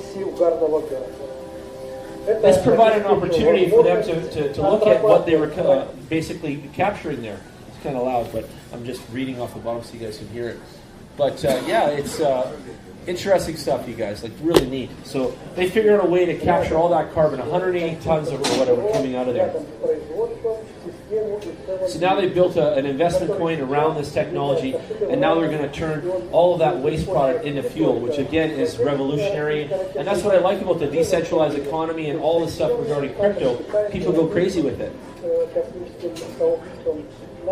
So the technology of it is a multi-stage system, blah, blah, blah. Anyway, it's hard to listen to these lectures. But the point is this thing is revolutionary, and they're using waste to create more energy. And I think that's pretty badass. Awesomeness. So let's do something else. Let's bring, instead of talking about all these projects elsewhere, you got a question? We'll see you. I want to ask you what you think about XRP. Ripple? Well, I love it. I love it. Yeah. Ripple is going to be the everyday currency that we're going to pay for sushi with and things like that. So it's definitely something to invest in, and it's definitely something to own, and you need to give it time because it is probably one of the most bought currencies out there. We can look at, let's go to crypto market cap for a minute, and we'll see the circulating supply channel for the largest in the world is still Kincoin, as we can see. Dentacoin is next, but let's just take a look. You're going to see XRP is number 5 or 6 on the list. Look at it right here. See it? So there's 39 billion Ripple coins out there right now in existence. So do I like it? You bet I do. I think it's very powerful, and I think it's going places. You bet. You can see right now the most popular circulating supply of coin is the Kin coin, and I think that Jeff should add Kin to the safe trade exchange of ours too. I think he should talk to that project and even the Denta coin. I think Jeff should add probably the top 15 or 20 coins in this list right here to the safe trade if he can, and try to and talk to these projects. Red coin would be great to have on there. Sia coin. We need these on our exchange. Especially the kin coin. With that many holders, they're moving it around, they're buying and selling it, they'll buy safe coin, they'll buy other stuff too. And when you see the circulating supply, 756 billion of the kin coin. 756 billion. It's massive. There's no other coin in the world that has that much traction. Guys, do you want to come up and talk a little bit about your mining project right now, real quick? You feel like it? This is that part where we bring a little community up to the front. Come on up here. Both of you, just come up. I'm going to introduce you guys.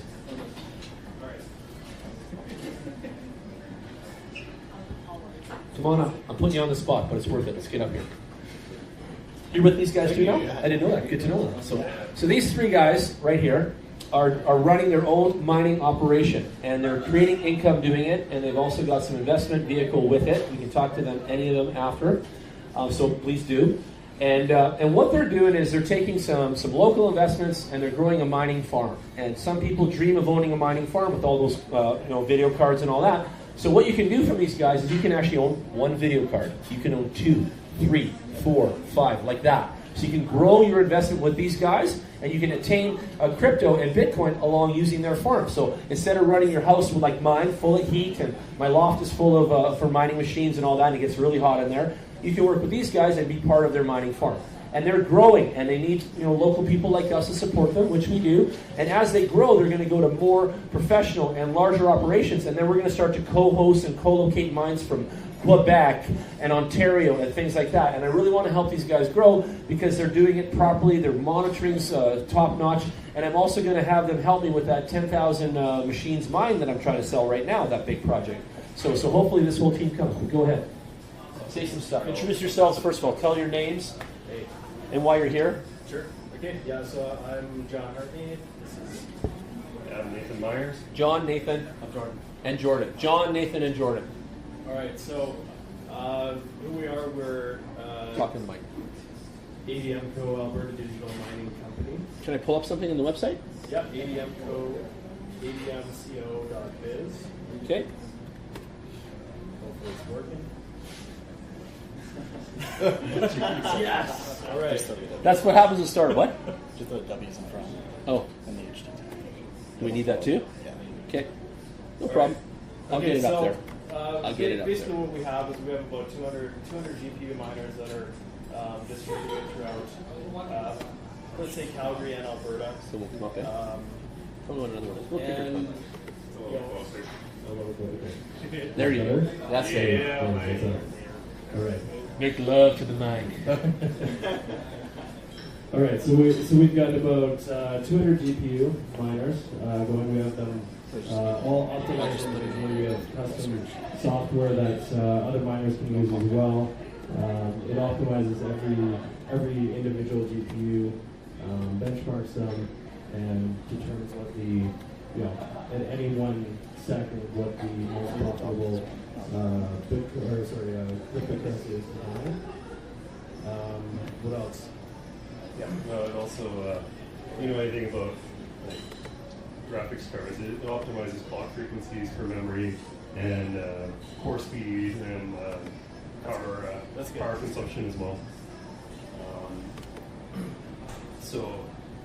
Whereas other operations might be unprofitable, because if you just use the default nice hash miner, you're pretty much just running at 100% unless you go in and tweak the settings individually. But this actually develops kind of a map for each algorithm, for each GPU, and just picks the most profitable settings that it can. So maximizes profits, minimizes costs, and automates the process so you're not sitting there tweaking it all day, every day. Yeah. Ross, yeah, come on exactly. in. Hi. So a few exciting things that we're doing as well. So we're, we'll see where this goes. But we're talking to some folks down in Lethbridge that are running solar farms. We're looking to see where we can grow to get some cheaper power and stuff like that. And then also we're exploring other more smaller package investments that people can get into. So get into mining for as little as $99 a month, and basically that converts to you get hash power, and that converts to crypto in your wallet. So this guy chat, let him talk. How's it going? Name's Jordan. What do you love about this stuff? Oh. So I've just a few small bags that I have. I like my Tron, I like my Ripple. Good, see? I like my Bitcoin. Attaboy. I like my Bitcoin Cash more than I like my Bitcoin. Okay, good. It's fast. Good It's a lift little on brother. that. Yeah, it is a good lift. I like the trading aspect of it. I want to be able to take the money that we have, invested into our machines, and anything that comes out as our profit, I'd like to be able to take that and move it into the trading desk, things like that.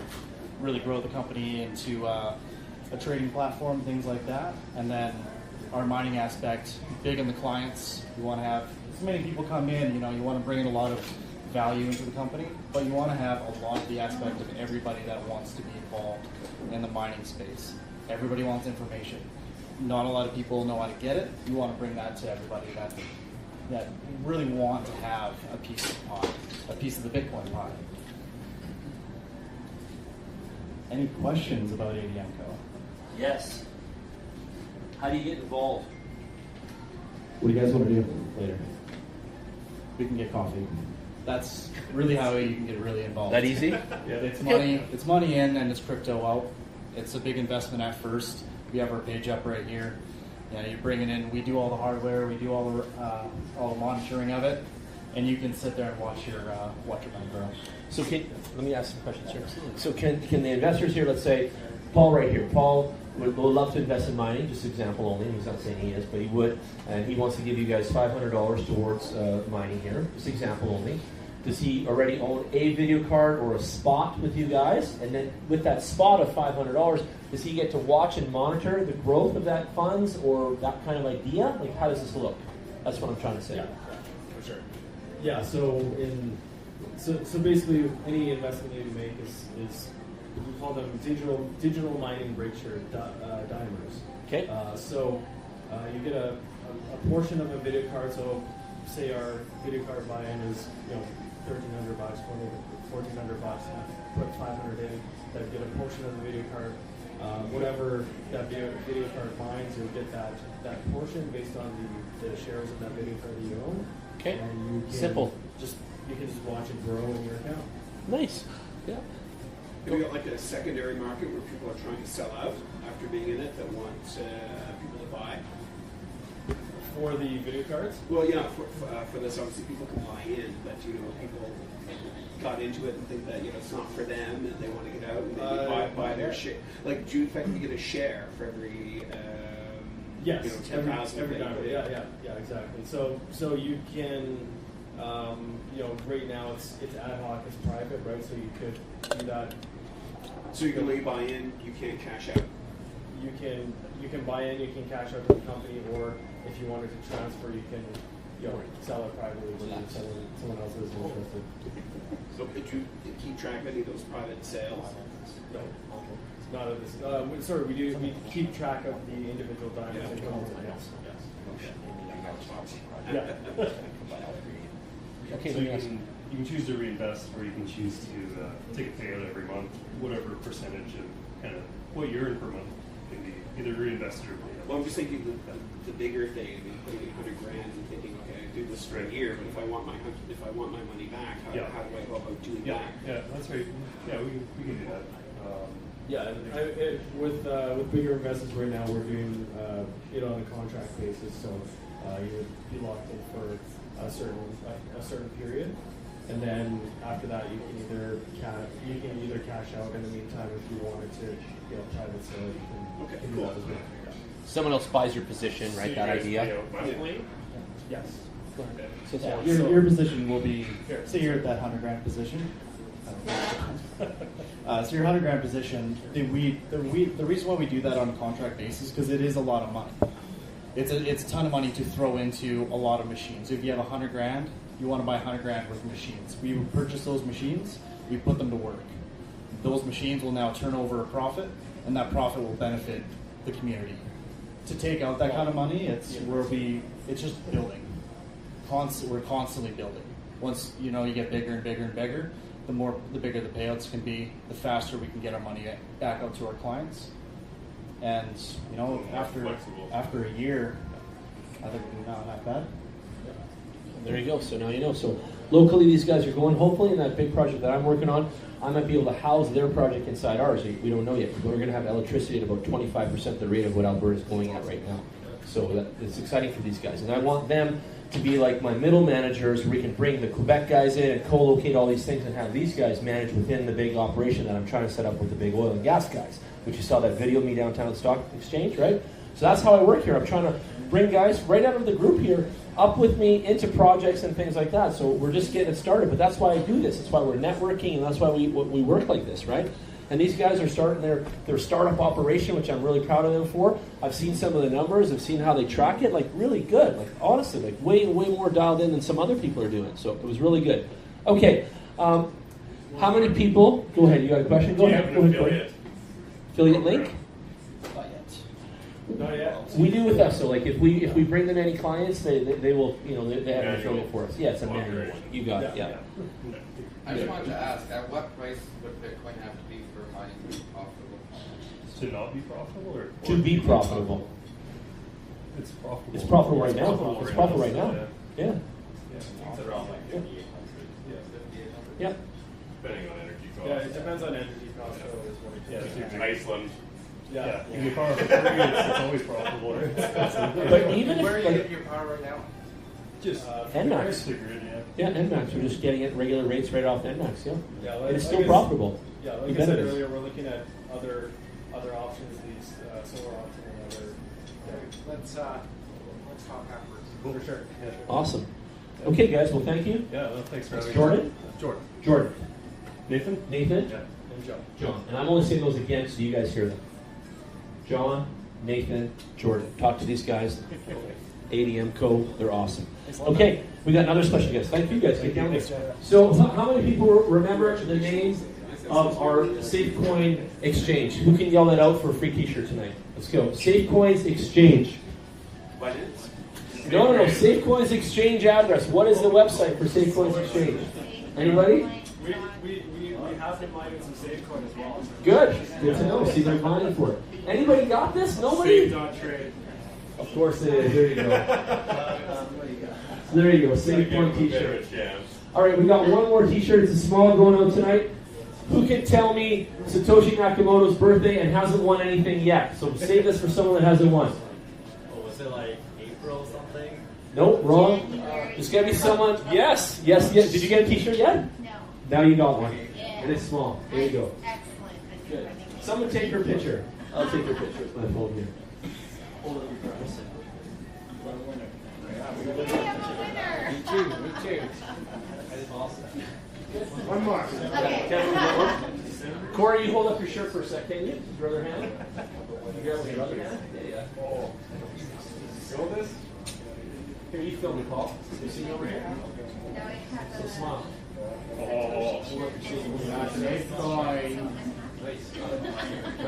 Awesome. So, I want to bring Jeff up actually now, because that's what we do here, and he's going to come talk about SafeCoin a little bit. So come on up. We'll get your websites up here. And here we go. He's going to come up, and he'll talk about his project a little bit for you guys, and maybe tell us what's new with it. And I want to get some more water and the water break. Sure, sounds good. Thanks. You're recording this too, eh? Oh yeah, pressure's on, but Oh yeah. All right. Well, this is hi. I'm Jeff Galloway. This is SafeCoin. This is my second go at presenting this. Some of you guys have seen it before. So this coin is a fork of Komodo. Basically, I'll skim over some of the stuff I talked about last time. But basically, Komodo is a safety-based coin. It's highly secure. It's basically double spend proof, which is a big issue with blockchains. A lot of blockchains can actually be attacked for a small amount of money and basically exploited. So Komodo is one of the only coins in the world that is actually resistant or almost proof of that. So we've forked off of them. Things we're going to be doing in the near future, we're looking at introducing safe nodes. So these are similar to masternodes, except what they do is they actually prevent attack to our coin. So they're actually what give our coin the strength of Komodo, similar security strength to something like Bitcoin. Be very hard to attack, whereas most other blockchains can actually be attacked. Cryptocurrency largely depends on sort of the faith of the community that they won't get attacked. Other than that, it's quite easy to actually tear a blockchain apart. So that's one of the things we're doing. We're also working on expanding the exchange. So I've been busy the last couple of weeks working with Jan and Corey, working with some local Canadian banks, making inroads and trying to. So I think in the t-shirt question they ask what's the name of our exchange, and somebody yelled out Binance. We're working on it. Yeah, we're working on it. So Safe.Trade is our exchange. I'm working kind of hard. Right now it's sort of proof of concept mode. It does actually run right now. And we have 2,700 users. I think last time I presented we had 2,000. So it's growing pretty quick. We're looking at changing this whole exchange this week. It's going to have a new front end. It's going to have a new user interface. And we're starting to look at ways of bringing in cash. So basically you can actually go on the exchange, pay Canadian or US dollars, and trade on the exchange. So that's kind of key. So that'll be called Safe Cash. That'll be a method where you can do that. There's a lot of work that has to go into that. So we're talking with lawyers, we're talking with banks. There's a lot of work that goes into actually setting it up that way, so you can actually spend your money and get on an exchange right away. In the meantime, if you want to use this exchange, or if you want to use any of the exchanges, you can talk to Jan. He can trade some Bitcoin for you, and then you can go and you can do some of this trading. Our exchange right now goes off a voting system, so we have a community of about 2,000 users online right now, and they vote on coins. Earlier we talked about Ravencoin. Ravencoin is currently our highest voted coin, so that's an indication that the community would like us to list Ravencoin. We'll probably see one of these top 3 coins listed on the exchange in the next week or so, and the community continues to vote, and they vote using SafeCoin to add new coins to the exchange. These are all pretty good projects. Hush is also a privacy coin. They're trying to do something similar to us. They're trying to protect their blockchain. So that's why our community is very interested in it. They are a little bit further behind than us in that regard, but they're making big strides in trying to get there. Digibyte is a really, really interesting. So a lot of these coins have similarities to SafeCoin just because our community is very security conscious. And I would implore you that the more time you guys spend in cryptocurrency, the more security conscious you will get too. You find out very quickly how important it is. So Digibyte is an interesting coin that actually does authentications. So you guys have probably used Google Authenticator, or if you try to get on exchanges, you will. Different ways of basically authenticating that, hey, this is me. And there's 2-factor authentication. There's a lot goes into that. Digibyte actually has some of that built into its chain. Digibyte is very much about security and different ways of protecting users. And yeah, those are our top 3 right now. I won't get into too many of them past that.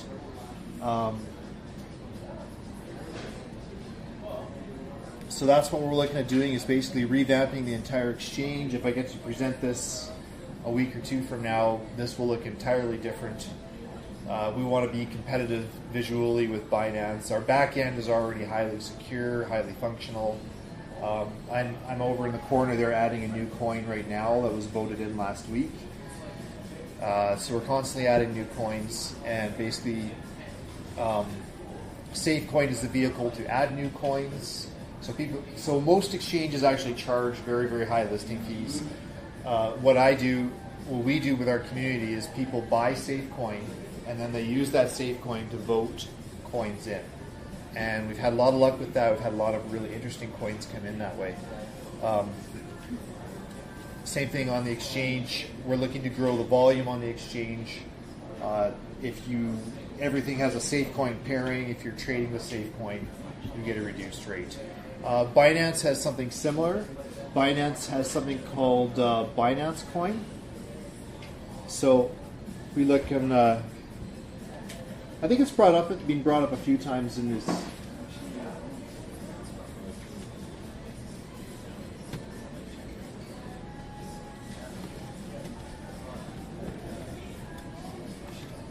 Okay, so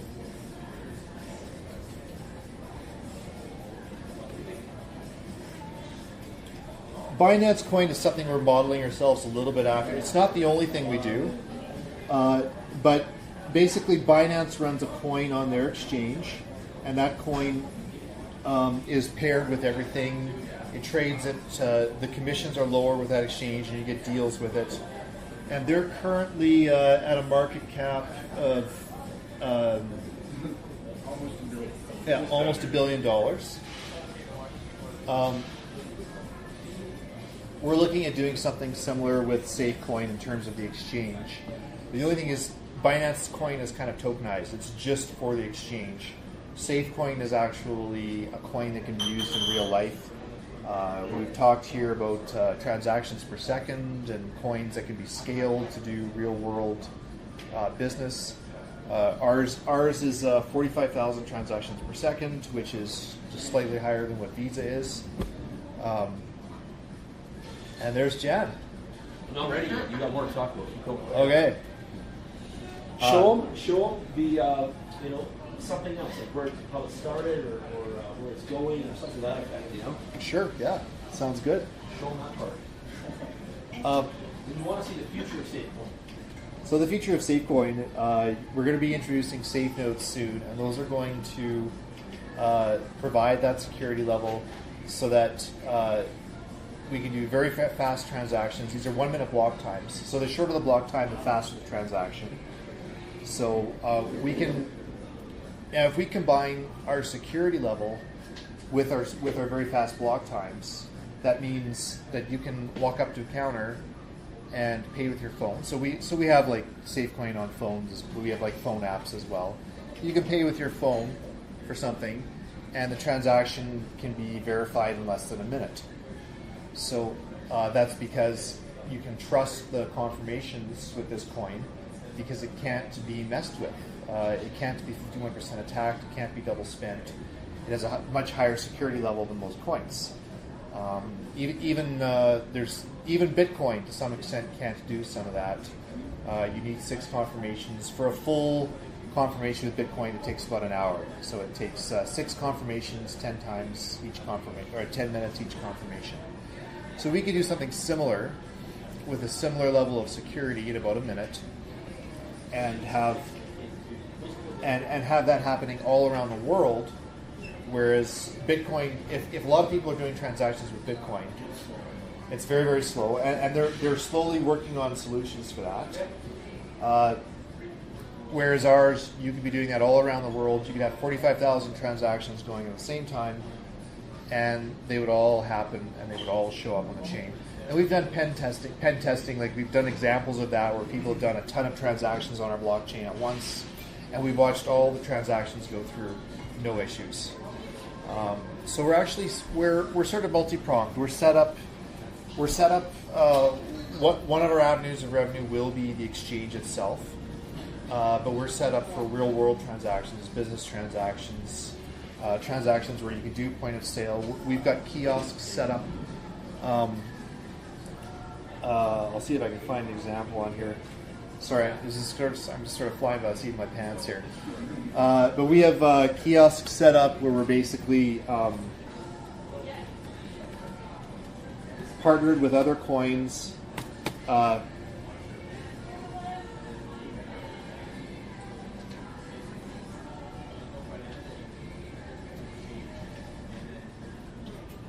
There they are.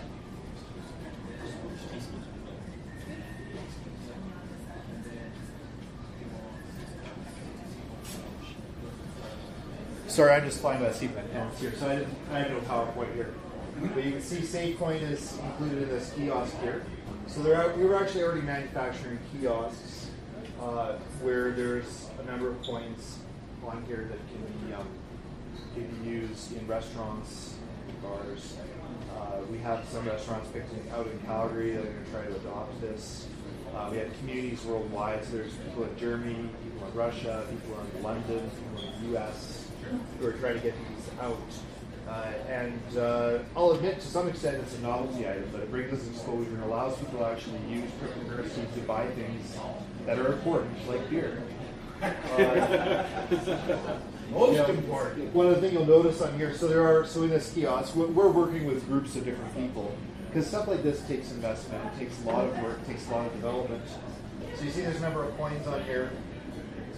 Of all the coins listed on here, different ways you can do the transaction. We're the only one listed on here that can be transacted in less than a minute. So we're simply set up better for usability. We're set up for large transactions too. So if businesses want to do $1 billion transaction or a half $500,000 transaction, they can do it on this and they can know that it's reliable and that nobody will mess with their blockchain in the middle of the transaction. We're just set up better for large scale business as well. Jeff, when you say safe nodes, are masternodes? They're like masternodes, yeah, except that they actually serve the purpose of protecting our blockchain. So they police our blockchain, and if there's any funny business, they cut it out right away within a matter of seconds. So yeah, whereas a normal masternode doesn't do that so much. Yeah. There's still like a reward similar to masternodes.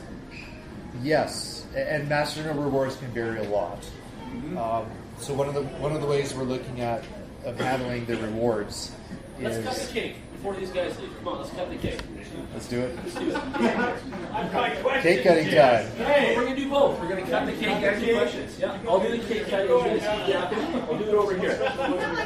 Does anyone want a photo of the cake before I chop it up? Yeah, grab a photo. Anybody? So come down here and let's take a picture. Yes. Do it right here. Come on down here. Yeah, he does. Get a little bit of that. So they're similar rewards to masternodes, but we're trying to do something a little bit unique with ours. Most masternodes basically they generate new coins, and then the masternodes holders can sell those coins, which kind of works against the coin in a way. We're looking at doing some other things with our safe nodes so that they can actually generate revenue. So third parties can actually pay people for these safe nodes. Because the safe nodes will generate computing power, so that's a valuable resource. We're looking at ways of leveraging that so that computing power can actually be sold. So that's another thing we hope to implement when we put these safe nodes out. If we can successfully do that, we will be the first blockchain to ever do that. There's probably about a couple dozen different blockchains trying to do this right now. None of them have succeeded. It's extremely complex. We have an in. We have a way to do with our safe nodes because we have 2 layers of mining on our blockchain, and we're going to use the second layer to produce income. So that's something we're working on, and I'm kind of excited about it. And if we do it and we're successful, we should be the first blockchain to ever do it. So as an investor, then there's not only the exchange, the value of the coin going up with the exchange, it's able to be used in real time, industrial. other people would be paying you to run those nodes. Yeah, and then you get paid to run masternodes or safe nodes as well. Yeah. So there's lots of different ways to build income while benefiting the community, and the voting system with the exchange as well. Exchanges I've dealt with, you might get a late garbage coin just because they paid it for Bitcoin. And Yeah. pumps and dumps, and it's not worth a fraction of a penny. It's 5 Satoshi 5 days later. Yeah. It's very cool. I'm excited. Oh, exactly. Yeah, and it is used to sort of hold the value in the coin. So we want to tie them together. So as the coin grows, the exchange grows. As the exchange grows, that will also grow the coin. And together, they're stronger. It's a better investment when you have them working together like that. So, excited to see how this goes. I'm always looking back and forth, Yeah. and I see all these improvements, and very good chance that I would actually initial investment at today's prices, and it's just under $13. I mean, even Binance coins, what, $16, $17? absolutely, yeah. We go from 2.5 cents to $17. That's a pretty good. Yeah, man, I'm not going to be complaining. That's for sure. So speaking of that, we forked off Komodo. Now, when I chose a coin to fork off, I was thinking of a few things. One of it, I was looking for the most secure coin in the world. I was looking for the best security technology in the entire world when we forked SafeCoin. And I waited 4 years before I found one worth forking. Because most blockchains are actually incredibly insecure. Now, the other thing I looked for is the rate of development. Because we continue rebasing to this blockchain, to this software. I looked for a coin that had rapid development.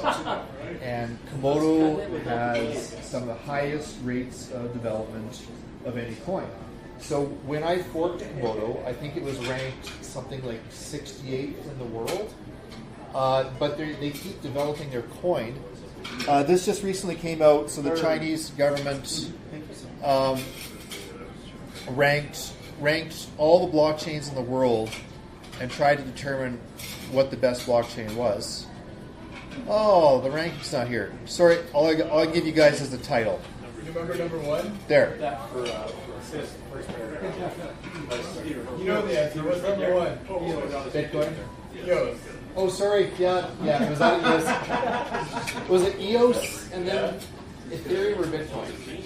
Bitcoin barely got into the top 10. Oh, yeah. And fair enough. Yeah. And fair First time the Chinese government ranked Bitcoin was like number 19. Yeah. Because it only has one use. Yes. And it's slow and expensive. Yeah, exactly. But I mean, like it's got good elements. We want it to be slow and expensive. But it only does one thing, and that's fantastic. But EOS is fast and predictable.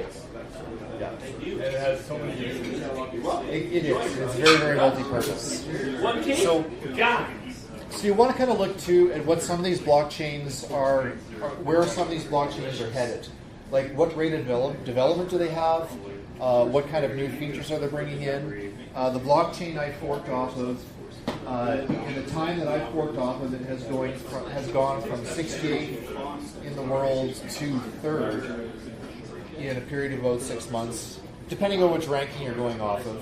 So they're really looking at what kind of technology is coming off the blockchain. One of the reasons it ranks so high is because it is the most secure technology. Another reason is because Komodo is kind of like a hybrid with things like Ethereum. So Komodo can spawn off new blockchains.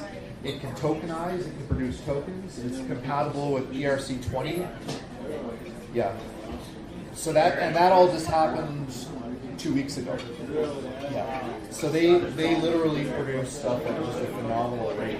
Like you could, if you don't pay attention to it for a month and you come back, they'll have like a whole other set of features.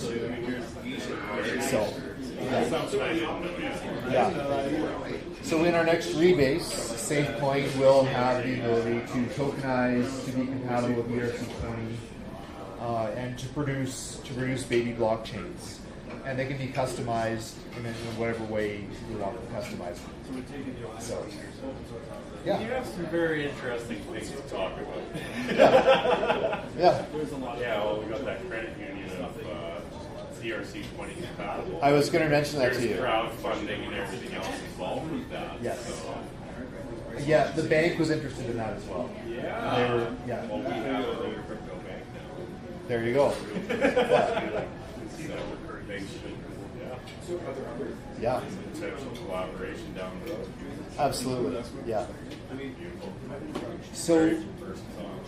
So yeah, those are just things we're adding in the next couple of weeks. Is the ability to tokenize, the ability to have smart contracts, the ability to spawn off new coins, and we'll continue to have new products coming out on a regular basis, almost at a rate that's hard to keep up with. So, it's a good problem to have. Yes. Yeah. So we're working pretty hard to keep up with all of that, and we're very happy with how that's gone. Yeah. Yes. Yes. Do you guys have any questions? How long have you been working on this? Sorry? How long have you been working on the whole... Started the blockchain on February 10th. So it's a mineable blockchain. It has a maximum supply of 36 million. So it's kind of a limited supply coin. When did you start it? February 10th. February 10th. This Yeah, year. just this year. Yeah. So it's quite new. And I feel like everything's just starting, like every day.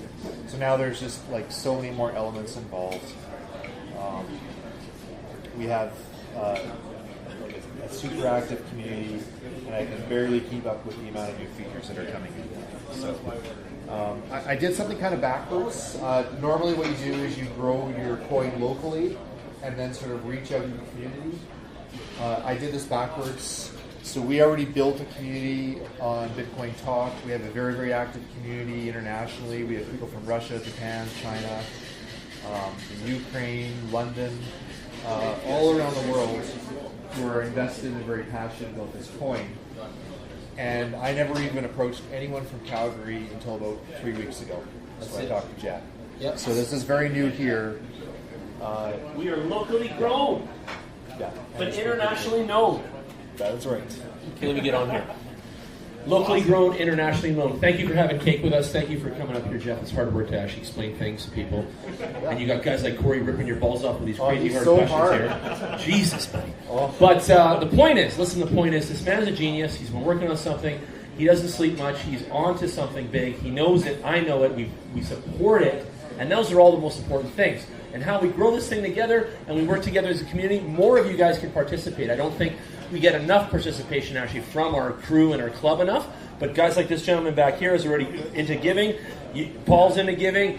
I know that more and more of you guys have come together and will actually help more of the projects like this. So what we got to do is actually talk to Jeff on Facebook and in the Discord and say, hey Jeff, how can we help? Right? Like, what can I do? Do you want me to do some posts on social media? Do you want me to do this or that? Just example though.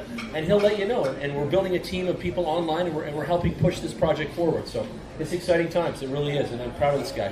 I'm proud of him for his determination and his self-motivation. This guy is self-motivated to win. And SafeCoin in his mind is in the top 10 of cryptocurrencies, and it is going to get there. And he's going to keep pushing it along until we get there. And I'm going to push too. I'm getting on behind the wheelbarrow, and I'm going to push too. And my team's going to push as well. And hopefully all of you can help us push as well. Okay? Thank you so much, Jeff. Thank you for that. Appreciate you, man.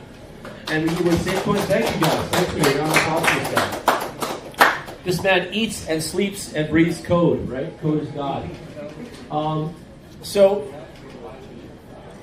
for those of you tuning in on Facebook, thank you again for following along. I'm just going to go to the screen here and just move it up and fix it up here. We've got you guys live.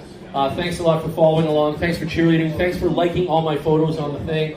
Thanks for believing in me 50 workshops later. I'm still teaching a summary tonight. We're still throwing in ideas. We're sharing websites together. And I'm going to show that one again because that one is awesome. Where is that one? It was the... let's go back before that. Open sale. Where was that one? This one here? Massar. There we go. Massari.io. I love this. So that was tonight. That was new. Every single week we go through different people, different things. Does anyone want to put up their hand and tell a story right now? Does anyone have a story that they'd like to share? Does anyone want to ask a question? Any of that sort of stuff? No, not yet. Ross, come on in here. We got Ross from the Crypto Culture Magazine. He's the president. I am the founder of Crypto Culture Magazine, and I'm the creative director, but I am not the man behind it. This guy is right here. And we had the idea, and we had some things, and Ross has taken this magazine to the next level, and he's blown it up. He just finished an article here, and he's going to talk to you about what it's like running a magazine in the crypto space. Here he goes. Hello, everybody. Get up there. Hey, Corey. Hello. Let's give a hand for Jan and Bitcoin Workshop number 50. Thank you. Get behind this a little bit. Corey's on the camera here. We have a few listeners. Shout out to Dave from Greater Property Group. He's in Montreal listening right now. So we've been working on the magazine since January, and we're having a good time doing this. And we're going to go to print next month. And so we're just finalizing our advertisers and our content for that. We built up quite a foundation on the website there. Yeah. This is just a prototype for one of our covers that we're working with. We've got a few others that we're working with as well. But some of the articles that we have on here, they'll be completely different for what we have released in the magazine. So those will be two different streams of articles that you can read. We've got interviews on there as well. We've got a site tour coming up, which we're going to try to get into the magazine. We'll see how the timing works out for that. Slow down a little bit. The site tour of what? We have a site tour of Hut 8's mining facility in Medicine Hat. Have you guys heard of Hut 8? Yeah. Oh yeah. So we're going to that. Yeah. So they're doing the ribbon cutting ceremony pretty soon. Hut 8 is one of the big players in the mining segment right now, and they're out of Medicine Hat. So we're going to go visit them. So they have their mining facility in Medicine Hat. They're saying they're Canada's largest miner right now. I believe it's a $100 million facility in Medicine Hat, and they have about the same size facility in Drumheller as well. But for some reason, they're putting a lot more attention to their Medicine Hat facility. I think it has much more solar capabilities for their power source in Medicine Hat. But we will find out. We'll have that. Can we have a contest? Can we have a contest where we can bring one of our club members with us to that thing? Yeah. Start something. Would anyone like to go to that? Yeah. Look at the hands in here, man. See? There you go. We're going to start a contest with the magazine where we're going to take one of you, because Ross was talking about getting a limo and ripping out to this event from Calgary in a limo, you know, and then doing it right. Doing it right. I don't know how many people will be there. I assume they'll have the media there, but I asked them, I said, can we bring like 10 or 15 people? And they're like, no. Just one. Well, I think we could probably squeeze like maybe 5 or 6 of us in there. So yeah, we'll see. We'll rip down to Medicine Hat for the day, and the CEO of Hut 8, Andrew, says that he'll do an interview with us, which we're starting some work as well. Jan and I we've signed a contract with a company, a film producer who wants to do a documentary about cryptocurrency. It's going to be a 250-minute documentary split into 8 parts. Who wants to be in the documentary? Yep. That's right. These guys do. So it's a little ways out. We're still writing the synopsis now. But Hut H is going to be included in that. We're hoping to. We're dealing with the PR firm. We have to clear a lot of things. See if we can do that first. But these are some of the things that we're working on. So you'll see as we get closer to our print of the magazine, hopefully near the end of next month, that you will be able to subscribe to that. We'll have direct mailouts. We'll have pickups that are available in a few locations. We'll have pictures from Thursdays too in there, right? We'll have some shots of everybody. Absolutely. If you guys have businesses that you want to advertise in the magazine too, like you guys, you can get a small ad. We've got business card, half page, and full page. So $250, $500, and $1,000. Very affordable. Okay, those guys will work for sure, Ross. Yeah. Who made that image for Women in Cryptocurrency? Who made it? Yeah. We have just a stock image. Really? Yeah? You love it? You like it? That's a fantastic image. Yeah. I love it. Yeah. Well, Ross, quickly talk about this article that you did here. Just, Ross is interviewing these people, so talk about it. I just wrote this article actually 44 views ago. already. I was trying to position this article correctly. What's interesting, like look at this sausage fest that we have in this room here right now. It's a little unbalanced, right? It is. So there's all the ladies. The interesting thing about it is when I wrote this article and when I've interviewed some women who about their concepts, about the companies they work with. There's a company in Victoria that I interviewed, and they have a marketing firm, and they specifically hired 50% of their workforce as women. Why did they do that? They feel that it brings a balance to the workforce in the creative aspects and just the day-to-day management of their business, that they're just not spinning their wheels as much as rooms full of just men. And it's interesting how culture changes within just every industry and the crypto industry. One of the programmers that we work with who's releasing a product, he said the biggest problem with programmers is the male ego. It creates all kinds of problems. It does. And if you don't understand that, then you're part of the problem. But I'm preaching to the choir. I'm preaching to the choir here because there's no women in the room right now. So if you're on Facebook Live and you're watching this and you're a woman, you should be here to expand the industry. Get in here, ladies. You're watching on Facebook. Come on down. We got crypto here for you, and you should be investing, especially if you're secure minded and you want to grow your life. Come on, girls, get down here and learn something. Yeah, it's an interesting article, but have a read, make some comments on there. We'd like to get more comments from people like you. If you do read some of these articles, gain your perspective, that would be good. Jason's going to start writing more articles. I don't know what he's sleeping over there or something. Yeah. He's working on some articles for us, and we'll have some of those up on the site as well soon. Yeah, we're going to add more and more, you guys. So come back and read some of these things and give us some feedback, and then give us some ideas for more articles. Ross is open-minded to more ideas and more influence, so definitely fire back and let him know. We definitely want to interview you two over there from 80m Mining and so on, so that you guys are going to be on our hit list for sure. What was your website again? I'm trying to pull that back up, so I want everyone to see that. Where'd it go? Was it 80m? What was it? Yeah, I had to search it on Google there. Remember that. There it is. ADMco.biz down here. ADMco.biz. There you go. Anyway, keep going, Ross. Tell them more. What about the convention? What's Crypto Magazine doing with that? Are you bringing in some speakers and stuff? Yeah, bring up the website for that. So Jan and I are planning an event on October 15th and 16th at Quarry Park, Cardell Theatre. We'll see it on the website here as it comes up. So this is really more of an event not for beginners. We may hear a lot of training and events at evenings like this or other conventions where they're helping beginners to open wallets and that sort of thing. We really want to skip past that. We want to focus on the industry professionals. We want to feature the companies that have real use cases in blockchain and cryptocurrency so that we can start to establish more of the value in these companies and also establish Calgary as an epicenter for that and Canada as well. So that is one of the focuses of the event where we're doing that. We're having really positive feedback from the speakers who are almost jostling for positions to speak there. Mm-hmm. People through who are tied into the Securities Commission. We may not necessarily have anyone there specifically from the Alberta Securities Commission, but we have lawyers and people who want to speak about those sort of those details. Talking about security tokens. Example. It'd be great for Jeff to be there, also speak and be there to listen and meet people. It'd be great for you guys to be there, the 80m Mining guys, Adam Cole. It'd also be great if you guys could come up with a presentation on Bitcoin mining, things like that. Mm-hmm. More to this, we have vendors space available and exhibit space, so you guys can fill in the form. And I think we're giving the space in the foyer even at no charge for your banners and things like that. So it's not like any cost. It's just get on the list and tell us you want to do it.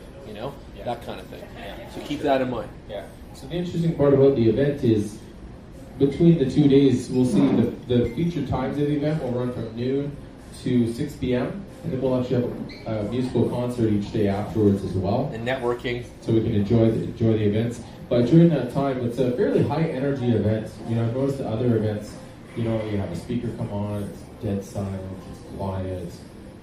Not this event. No, we're going to have music. We're going to have a lot of entertainment energy there as well. I'll be the MC of the whole day for most of it anyway, so you guys know how I am, so it's going to be going, right?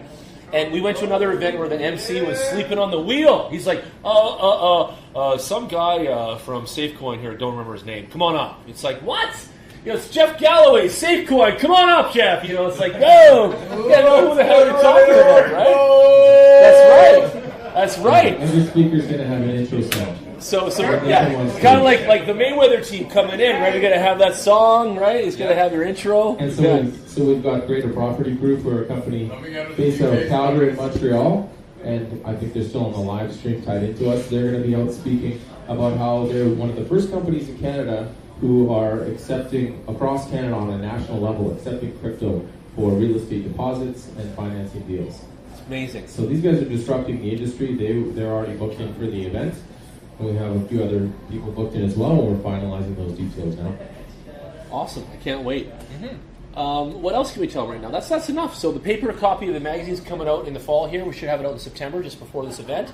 And if you guys want to get an ad in, or if you guys want to have some pictures with us, or you want to create some articles like Jason over here, now's the time to contribute, because we're coming out of summer season. We're going to be going into our busy season of fall. We're all getting busy. Christmas is going to be upon us fast, and we want to get this thing chopping and rocking.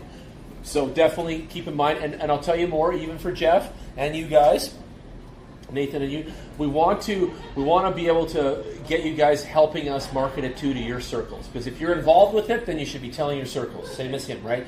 Same as Jason. So every one of us that's involving in this, we want to let our circles know, and then the right people will come. And that's how these things work, right? And that's what we want. We didn't want to put it out there like the other things just for anybody and everybody. This is actually more pertaining to learning about investment, learning about the business, learning about the legalities, learning about all the different areas that we kind of really want to know as a group anyway. And let's have some professionals come in and teach us all those things, right? So it's pretty cool stuff.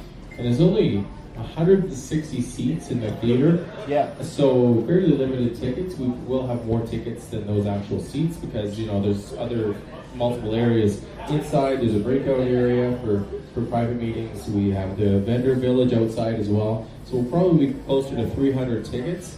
We're going to allocate those both through regular payments online with Eventbrite, and also through paying in Bitcoin and Ethereum as well.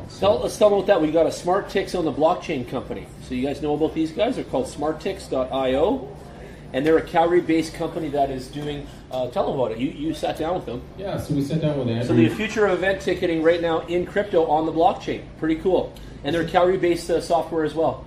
So the interesting thing about these tickets is, they're a very simple system that they're using, but the next stages of what they're able to offer for events such as this is they're hoping that they can tie in some RFID technology, maybe through Walton Coin or something else, where if you purchase your ticket and you're issued a token or something at the event, then they can track and vendors can see where people have gone during the event.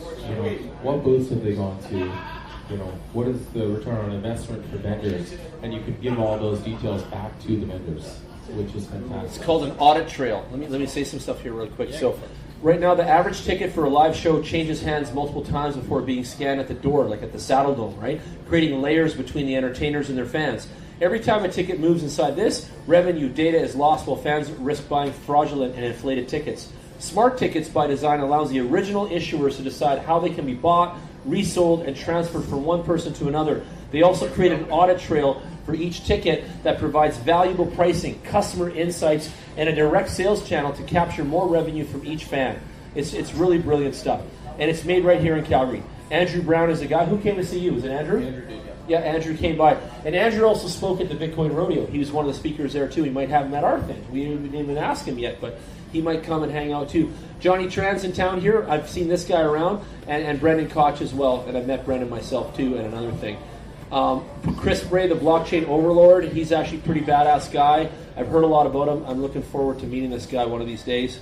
But yeah, there's their team, and they're running it all off Ethereum. And there they are, 8th Avenue Southwest, Calgary, Alberta. And they are revolutionizing. And they also want to create their system to help unsold tickets. So like Philharmonic will fill the Jubilee, and there'll be 200 tickets still left over. They want to be able to give them the Smart Ticks. Smart Ticks can put them out through the blockchain and hit all of our phones and let us know we have this XYZ event available at a discount right now, starting in 24 hours. You know what I mean? 24 hours, 48-hour notice kind of thing.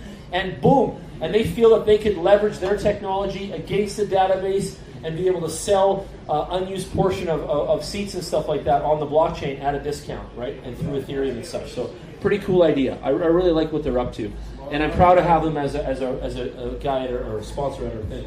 Well, look at all the BS that goes on now, Ticketmaster and live Tons of Ticketmaster BS.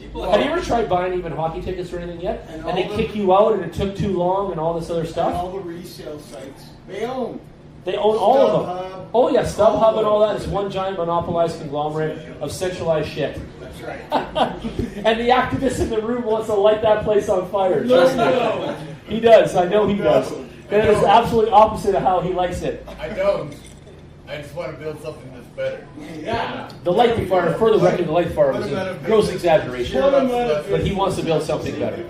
So there you go. You know what, Jason? I know you visit a lot of companies. Go visit these guys, please. Go snoop on them. Go hang out. Okay, cool. But yeah, get in there and see how we can grow this one even a little further, because I'm sure there's some marketing love we can throw on these guys. But this is how I bought my ticket for the Bitcoin Rodeo. There you go. Cool. Yeah. Until the very last day, you could not buy a ticket for the Bitcoin Rodeo in crypto. That's right. And TickTix created a way to do that. Yep. And they offered a discount on the price actually. Mm-hmm. And that's how I bought my ticket for the Bitcoin Rodeo. I gave out a affiliate code from TickTix, by the way, SmartTix, and it also gave everyone a discount. So I was giving out Bitcoin Rodeo discounts, I think of 50% actually. So if you buy your ticket off my affiliate code, it was 50% off on their system, which was pretty cool. Yeah, 30 or 50, whatever. So it's cool. What do you guys think about stuff like this? You think this is the future or what? Oh yeah! You loving this? Especially if tickets are something like season passes where reusable. A person can buy a ticket and then keep the token as the season pass type of idea. That'd be cool probably too. The strongest use case.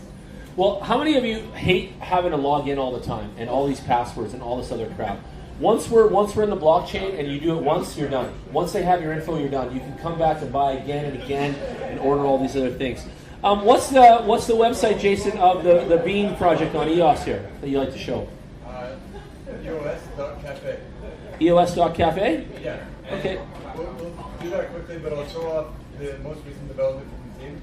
Where is that? It's a block explorer for the EOS network. It's BLOKS.io. ELOKS? Sorry, BLOKS. Like D? B. Blocks like that? Yeah, .io. .io. Get up here. Come on up here. Talk about this bit. This is a block explorer. Yep. Everybody in the room familiar with the concept of a block explorer? Yeah. Probably not. So what this does is this tracks consensus on the EOS network. And everything about it, from every single account, every single transaction, active block explorers at any moment, the price of RAM, the price of use of the network, the price of CPU, the voting portal. This is who people are voting for as block producers, and this is what people will vote for in terms of referenda for the network, referenda on the Constitution, referenda for the arbitrator. And so you can see the different producers here, right? Karma, Ours, all these different ones, right? Yep. These are all Everpedia. These are all people on the EOS system, right? And these are people that are producing the tokens and growing within the system here. So all these projects, I want to say this too, you guys should be looking at these. You really should be looking at all of them on this list and familiarizing yourself with at least the major ones here. Even Wiz. Wiz is pretty cool too. But yeah. Where are you guys here? Where's EOS Cafe on here? Is it on the list anywhere? We're not listed yet. Okay. We're doing our distribution at zero market cap. Okay. Intentionally for tax purposes. Because when we do our distribution, that will be a taxable event. It will count as income. And so we're intentionally distributing our tokens before they're listed on any exchange while they have zero market value so that no one will get hit with income tax. Who is EOS Canada calling here? I just noticed them, number 14. Yeah, they're a really strong team based out of Montreal. Okay. EOS Canada is fantastic. World-class programmers, world-class developers, really good community builders. EOS Cafe right here, is that us? That's it, yeah, that's us. Number 38? Oh, we fell down. Where's EOS Nation? I didn't see them yet. Are they on here? They should be on there. I think they're above us right now. Let's see. EOS Nation are our friends as well. Here, EOS Nation right there. 33? Number 33. And the EOS Cafe is number 38. That's from Calgary. So as you can see there, the right-hand column is the daily EOS reward for being a standby block producer. And on the far left, it shows the proportion of votes given to a given block producer candidate. When I see rewards per day at 907, is that 907 EOS tokens that they've been rewarded with? Yes. Wow. That's quite a bit, dude. I know. That's a lot. Yeah. So what do you guys get for awards? Let's go down here to 38 per sec. So there we are. You're getting 260 today. That's 260 today. Yeah. That's huge. Well, when we were in the top 21, we were doing more like 800. And at that time, the token price was higher too. So being a block producer is a good business to be in. The way to be a block producer is to win the election of EOS token holders. Wow. It's a constant campaign that we put out to EOS token holders, showing what we're capable of, what we bring to the network. Does my voice not project enough? Can you guys hear me? Yeah, it's good. And so blocks.io, the block explorer, this is a tool that the block producer made. It's usable by anybody, and EOS token holders have tried it out and liked it, and they said, okay, well, some of us will vote for you. Nice. Yeah, I mean, this is the second tool that EOS Cafe Calgary made. The first tool that we made is an offline key pair generator for the migration of Ethereum to EOS. During the EOS ICO, all the EOS tokens were actually ERC tokens. And so in order to take a snapshot on June 1st of the ERC20 distribution and then pair that up to native EOS tokens, there was a lot of uncertainty around revealing your Ethereum private key to prove the EOS ownership. And so we produced an offline key pair generator that a person could use with an air-gapped computer not connected to the internet to prove ownership of the ERC20 token and map it to the native EOS token. And that tool got us in the top 21. And so since then, it's kind of a what have you done for me lately industry, right? So since then, this is the new project and is widely agreed to be the best performing block explorer for the EOS network.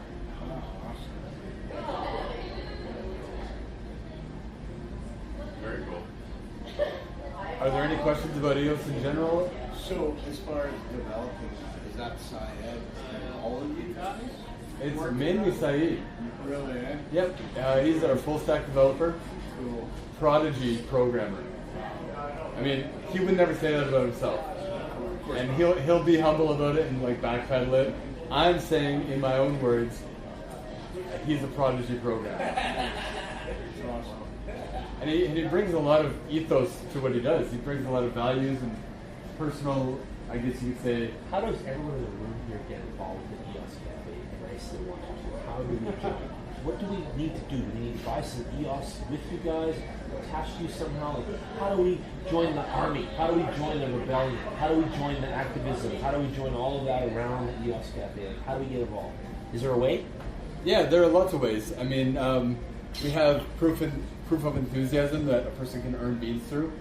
So if anybody creates a promotion for us, whether it's in the form of a video or a graphic or a poster or anything like that, then we might just reward you with some beans. There you go. You got 5 global meetups, 5,000 Discord members, Cafe members, CACO members. So we're giving out beans. Yep. Investing, I can say hackathons, for ad meetups. right now, the only way to get beans is to earn beans because it's not listed on any exchanges. So there's no way to buy beans. The only way to get them is to participate in the decentralized autonomous community. So And how do they participate? Again, how do they do it? We have several calls. We have several calls. Yeah, get on our Discord. Get on Discord. If you guys don't have a handle on Discord, Discord is the chat room that a lot of these projects are happening inside, and it's a great place to hang out. Corey's in Discord all day, so are you. Get on Discord. Are you in Discord, Kev? Okay, good. Get in there more. Do some more, investigative reporting. You too, Ross. We have lots of calls on our GitHub. So our GitHub has a list of things that... Is GitHub not the software there? Mostly like downloads and things like that and links and such? GitHub is the software, yeah. Okay. So the purpose of the EOS Cafe is a collaborative community for developing any sort of thing that a person might want to develop. And there are lots of projects listed in our GitHub account. So if there's some talented programmers that would like to earn beans, the more work you do, the more means you will be rewarded with. Awesome. Thank you, man. Thank you so much. Let's give this guy a round of applause. Thanks for your hard work on the EOS love. I'm going to wrap it up. I think that's it. It's 50. We're done. Call it a day. It's my birthday. Shorty. I love the 50 Cent song. I want to play that on the outro, so we got to do that on the video later. It's my birthday. So we're 50 today. We're going to have a party in 2 more weeks. So it's going to be our 1-year anniversary in 2 weeks. Me, him, and a few others over here, we're going to get together, and we're going to throw a little bit of a bash. So the 2 Thursdays from now, in 2 weeks, will not be like this. I will not be doing the laptop. We're not going to lecture. What we're going to do is some kind of like a team building night, maybe go bowling, all of us, and let's just have fun. I want to have fun on the 1-year night. And I don't know what the ideas are, but we got 2 weeks to put them together, and we're going to put all that on Meetup. So if you guys come here in 2 weeks, and you go to the door and like nobody's here, remember that we're having a 1-year anniversary party that night, and find us, okay? Text me, phone us, whatever you got to do, but come to it, okay? We're going to create the destination and the spot. We've got, we'll figure that out within the next week anyway, and we'll let everybody know on the Meetup site. But that's the plan. The 52 is our 1-year anniversary, and we should have a party. So we should have music. I want to buy everybody some drinks and maybe some tacos or food or something, and just really have a celebration of how far we've come and that kind of thing. EOS, didn't even exist 50 workshops ago. 50 workshops ago, that wasn't even here yet. It's just an ICO. Yeah. Well, by the way, they raised 7.5 million Ethereum. Since then till now? ICO. Since till now. Over the course of their 1-year ICO, yep. Block 1 raised 7.5 million Ethereum. That's amazing. That's an equivalent of about $4 billion US. At the time. Wow, that's humongous. See? That's powerful. I think that even the block. There you go, highest ICO in history. We need to look at EOS more. And Jason, for homework, you've got to show us as investors, think of us that way, of what we should be looking at, what we should be really paying attention to in the space, because you got your eyes on the street there. So we need to know, because I think EOS is probably one of the most brilliant mainnets, backbones, we can call it a million words, but it's really a software that is going to revolutionize the world and the cryptocurrency world, and it is already. So I think there's no other one like it. There's no other coin that separates itself in all these projects and does all the things like it does. There is no other conversation on the topic of jurisdiction, legal authority, and voting, peaceful resolutions to conflict. There you go. There is no other conversation anywhere like that this. Is setting a global standard for governance. There you go. Yeah. It is about governance. It is that. You got it. It's the governance blockchain. Yeah, it's the governance of the blockchain. You bet. So there you go, everyone. Now you know where the really cool stuff is. That's why you guys come on Thursdays to find out. But the EOS camp and all of its producers underneath its umbrella all need to be looked at, and that's a lot of work. That's a lot of research, and you guys have time. So you know what you're going to do for homework now. But we're going to sign off. Thanks for coming. I'm going to turn off the Facebook here. Good night, everybody. Thank you. And that's it. It's done. It's workshop number 50 wrapped up. Let's do it. Finished. We're out of here. Thank you. Thank you.